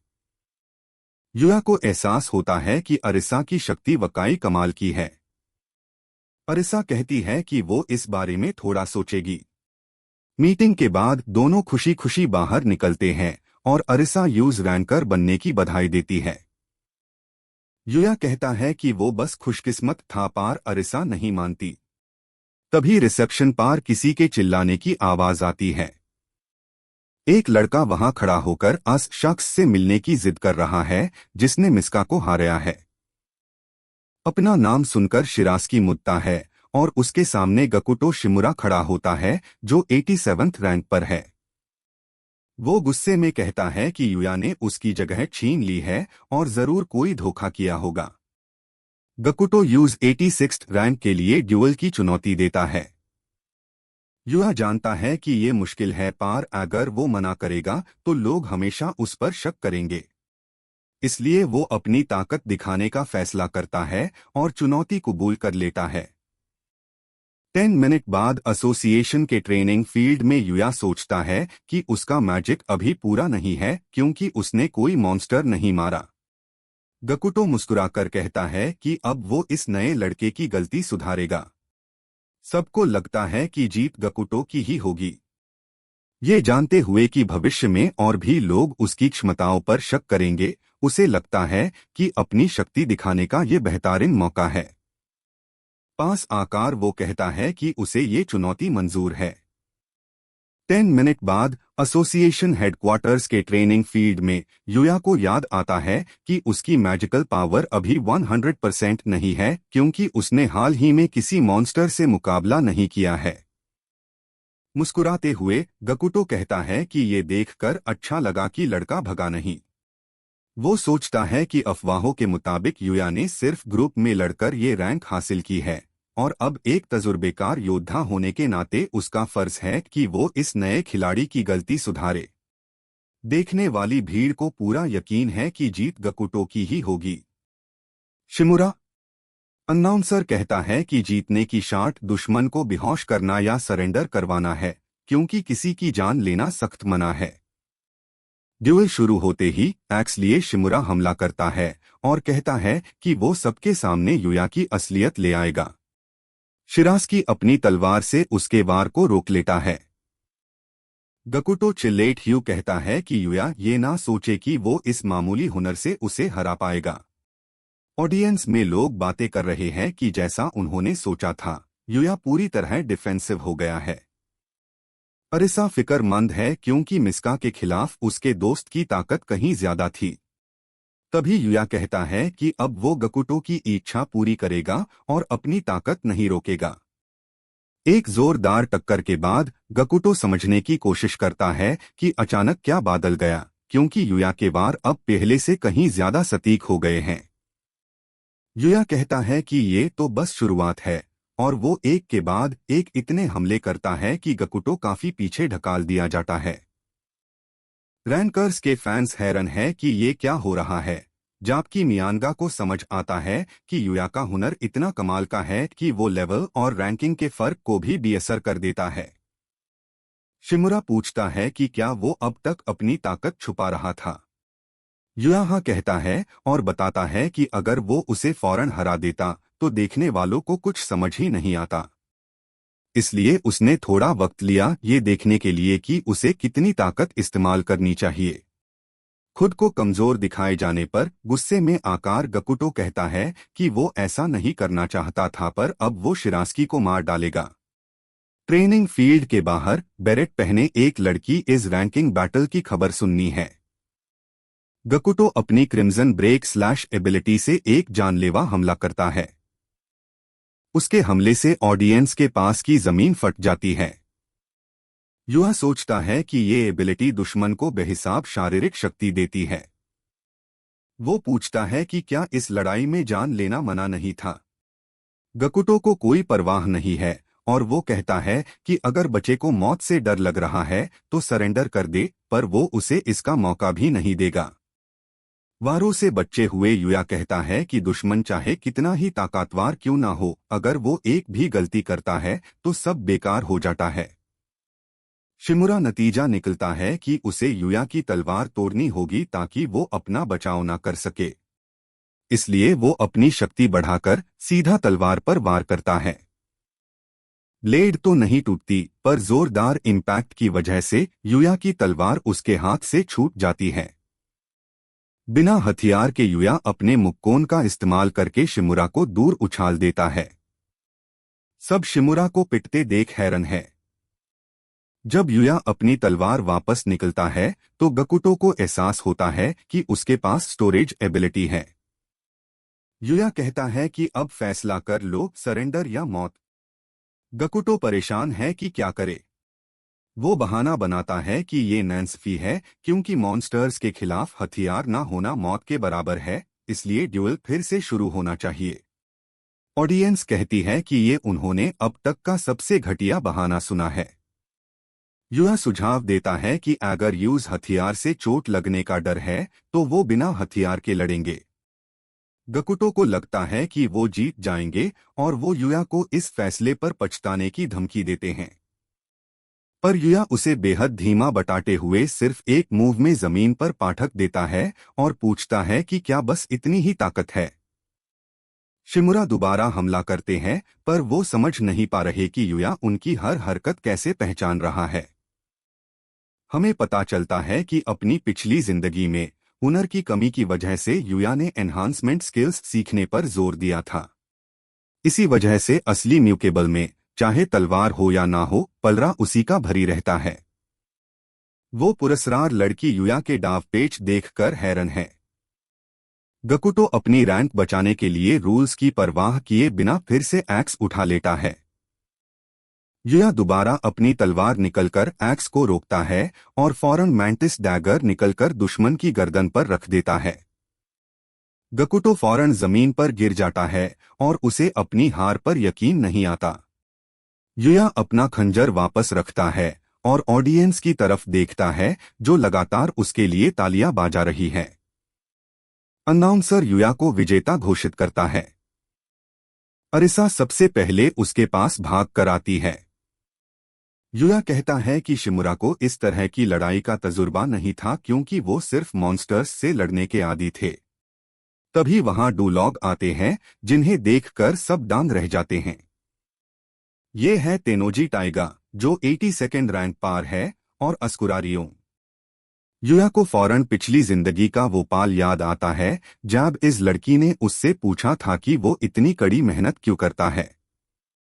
रियोन अपना परिचय देती है और कहती है कि उसे युया से कुछ जरूरी बात करनी है। चारों एक निजी जगह पर जाते हैं। अरिसा घबरा रही है क्योंकि उसे भी इस मीटिंग में बुलाया गया है। अस्कुरा दोबारा अपना नाम बताती है, पर युया और अरिसा कहते हैं कि वो उसे जानते हैं। युवा सोचता है कि पिछली जिंदगी में इसी लड़की ने मिस्का को हाराया था और वो देश की सबसे ताकतवर अवेकेंड मनी जाती थी, पर इस दुनिया में वो दूसरे नंबर पर है। रैनकर माफी मांगती है कि शायद ये जानकारी युया के लिए निराशाजनक हो। युया हैरान है कि हो क्या रहा है, पर रियोन सीधा मुद्दे पर आती है और उसे शुक्रिया कहती है क्योंकि रेन से निपटने की जिम्मेदारी उसकी थी। अरिसा पूछती है कि क्या रियोन को रेन के इरादों का पता था। रियोन हाँ कहती है और कुछ दिखाने के लिए उंगली से इशारा करती है, जिसे सबके सामने एक सितारों का नक्शा कॉन्स्टलेशन मैप आ जाता है। वो बताती है कि उसकी शक्ति उसे भविष्य की तबाहियों को देखने में मदद करती है, पर यह हमेशा सटीक वक्त नहीं बता पाती। इसलिए वो युया का शुक्रिया करती है कि उसने एक बड़ी अनहोनी होने से रोक ली। टाइगा कहता है कि उसकी साथी को झुकने की जरूरत नहीं है, पर रियोन कहती है कि ये जरूरी है। युया उसे सर उठाने को कहता है। फिर भी अस्कुरा उसे बदले में कुछ देना चाहती है। युवा सीधा कहता है कि वो अपनी एक गिल्ड बनाना चाहता है और क्या इस तरह स्काई ग्रोव उसका स्पॉन्सर बन सकता है। गिल्ड बनाने के लिए किसी पुरानी और महान गिल्ड की सिफारिश जरूरी होती है, इसलिए रियोन की गिल्ड से बेहतर कोई और चयन नहीं था। रियोन उस पर भरोसा जताते हुए मान जाती है, हल्कि वो उसे अपनी हाई गिल्ड में शामिल करना चाहती थी। वो युया को सदस्य इकट्ठा करके खबर डीन को कहती है। टाइगा गुस्से में है क्योंकि उसे युया बहुत घमंडी लग रहा है। बाहर निकलकर अरिसा पूछती है कि क्या वो सच में गिल्ड बनाना चाहता है। युया हाँ कहता है क्योंकि भविष्य की म्यूसिबेटन से लड़ने के लिए उसे काबिल साथियों की जरूरत है। युया अरिसा को अपनी गिल्ड में शामिल होने का न्योता देता है, पर तभी नोह उन्हें रोक लेती है।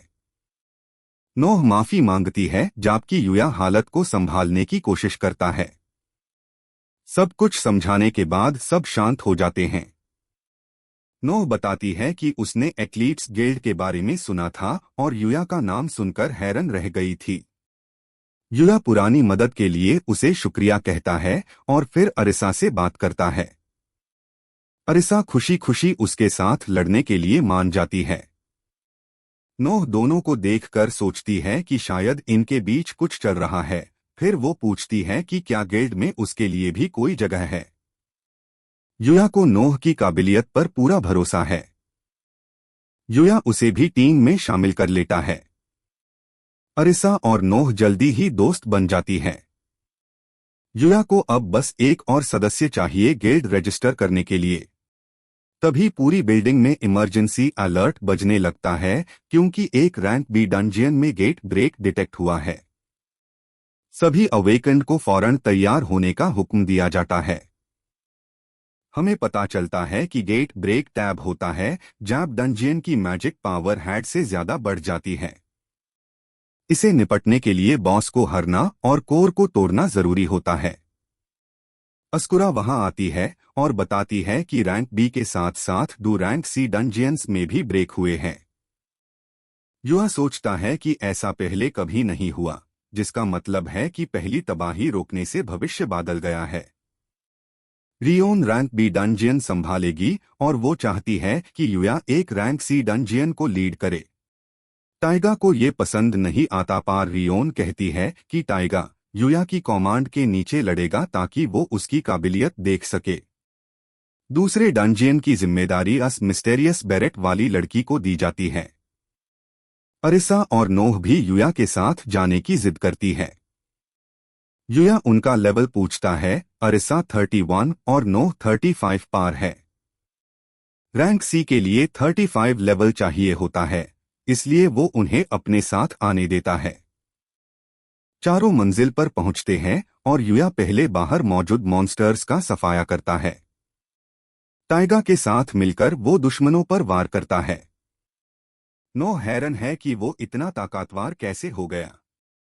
फिर वो डंजियन के अंदर दाखिल होते हैं, जिसका नाम ह्योरे सेकुत्सु है, जिसे आइस स्पिरिट की पवित्र गुफा कहा जाता है।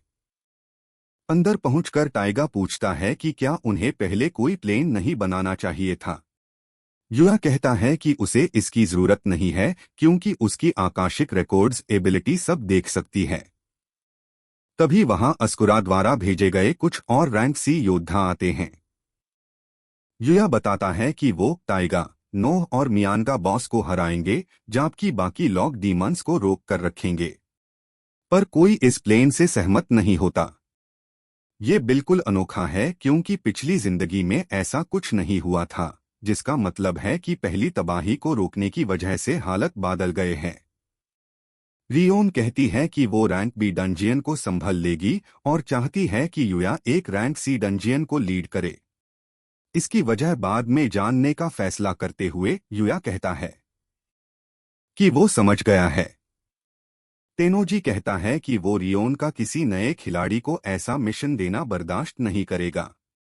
रियोन कहती है कि वो समझती है और ऐसे में तेनोजी टीम में शामिल होकर शिरास्की के हुक्म के नीचे लड़ेगा।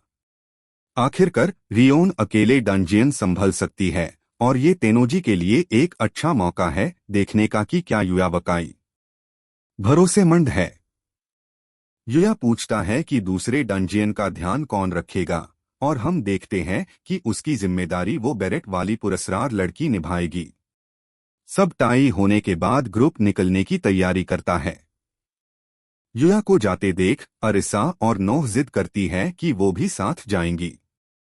हमारा हीरो उनका लेवल पूछता है और जब यूज पता चलता है कि लाल बालों वाली लड़की लेवल 31 पर है और सुनहरे बालों वाली लेवल 35 पर, तो उसे लगता है कि इनकार करना ही बेहतर होगा।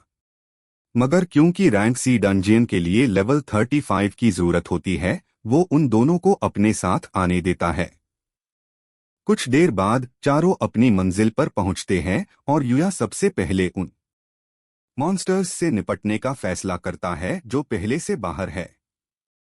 तेनोजी के साथ मिलकर वो दुश्मनों पर एक के बाद एक वार करता है और जब नोह पूछती है कि वो इतना ताकतवर कब हुआ, तो वो यूज इग्नोर करके अंदर चला जाता है।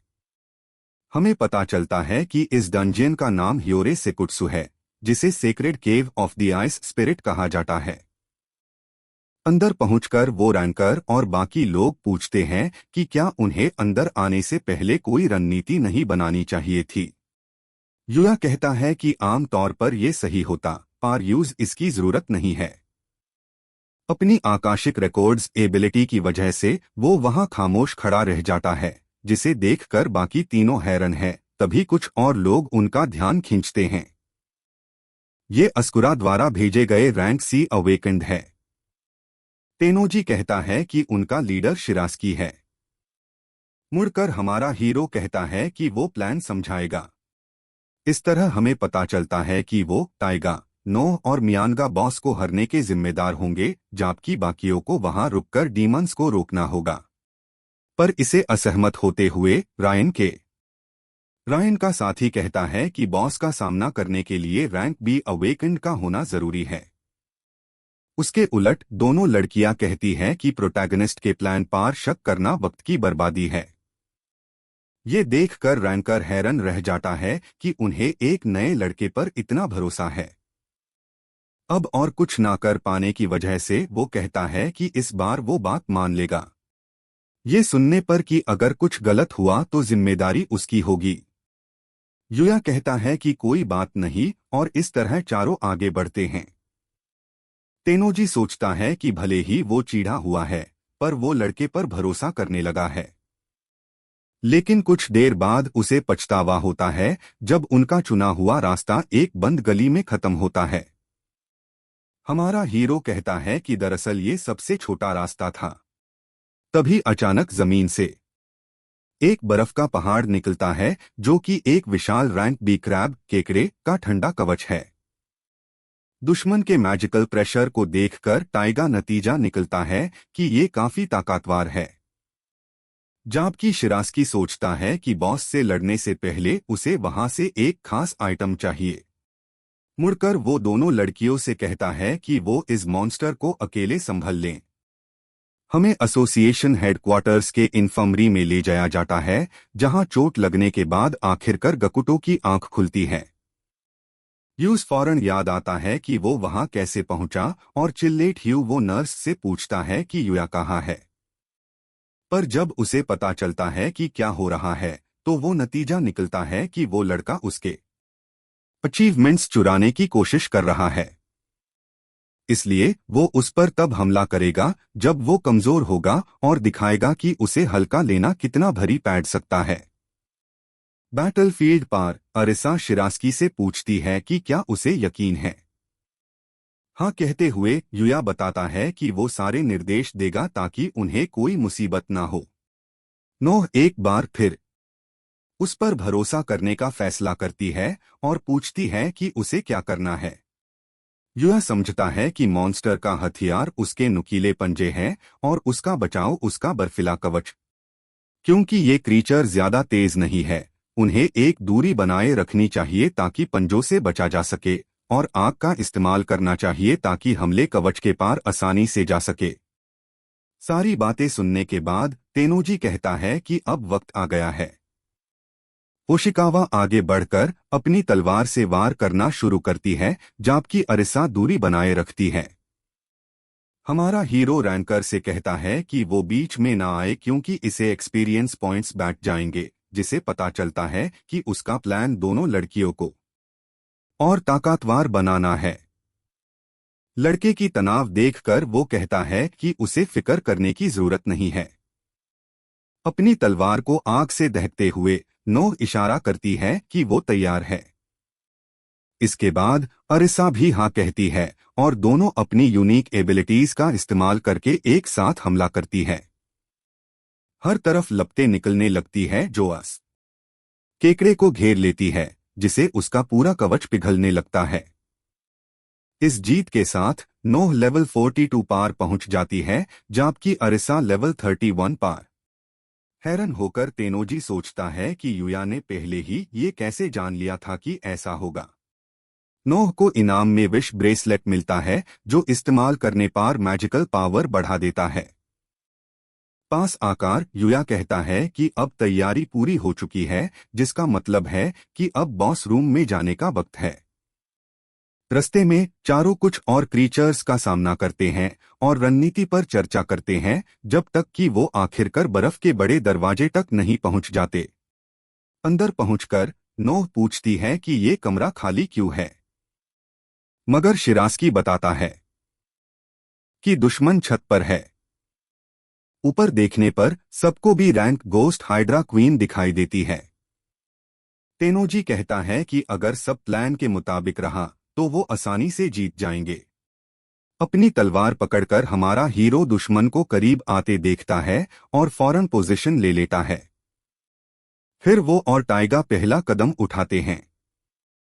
अपना नाम सुनते हाय रैंकर कहता है कि वो समझ गया है कि उसे क्या करना है और निशाने की पहचान करके अपनी स्किल न्योल सकिंतो एक्टिव करता है और अपनी स्पीयर को उस गुलाबी गोले की तरफ फेंकता है। पर यूज हैरानी होती है जब कुछ नहीं होता और हमें पता चलता है कि अस क्रीचर की खासियत ये है कि उसका शेर शारीरिक फिजिकल टक्कर को सोख सकता है। आगे बढ़ते हुए शिरास्की कहता है कि कोई बात नहीं क्योंकि भले ही कोई नुकसान नहीं हुआ पर हमले ने दुश्मन का ध्यान खींच लिया है। एक ही वार में वो हाइड्रा के कई टेंटेकल्स काट देता है। मुसीबत ये है कि वो फौरन दोबारा आते हैं, पर फायदा ये है कि इसमें मना खर्च होता है। सिर्फ एक इशारे से ही नो और अरिसा समझ जाती है कि अब उनकी बारी है। नो पहले हमला करती है और अपनी स्किल का इस्तेमाल करके दुश्मन पर लपटें छोड़ती है। मुस्कुराकर युया कहता है कि नतीजा उम्मीद से बेहतर रहा। अब उन्हें बस सबकी काबिलियत को मिलकर इतना नुकसान पहुंचना है कि वो ध्येय हो जाए। पूछने पर होशिकावा बताती है कि ब्रेसलेट की ड्यूरेबिलिटी अब 78 पर है। दुश्मन की चाल समझने के बाद युया कहता है कि अब आगे बढ़ने का वक्त है। इस तरह चारों बारी बारी हमला करते हैं। टाइगा सोचता है कि उसे समझ नहीं आ रहा कि हमारे हीरो के प्लान की वजह से सब इतनी आसानी से कैसे हो रहा है। नोह अपनी पर्पल लाइटनिंग स्ट्राइक छोड़ती है जिसे हाइड्रा के क्राउन पर सिर्फ एक क्रिस्टल बाक जाता है। इस वार के साथ ही विश ब्रेसलेट आखिरकार टूट जाता है। युया कहता है कि ड्यूरेबिलिटी की हद खत्म हो चुकी है और पूछने पर पता चलता है कि नोह एक और हमला कर सकती है, जबकि अरिसा के पास भी सिर्फ एक ही बचा है। ये कहते हुए कि अब आइटम सपोर्ट की जरूरत नहीं है, शिरास्की हुक्म देता है कि वो आखिरी वार करें। दोनों कहती है कि वो समझ गई है और दुश्मन के सामने पोजीशन लेती है। इस तरह एक और हमले के बाद वो क्रीचर बदलने लगता है और illusory empress of the water spirit का रूप ले लेता है। हैरान होकर और कुछ ना समझते हुए तेनोजी सोचता है कि ये कैसे मुमकिन है।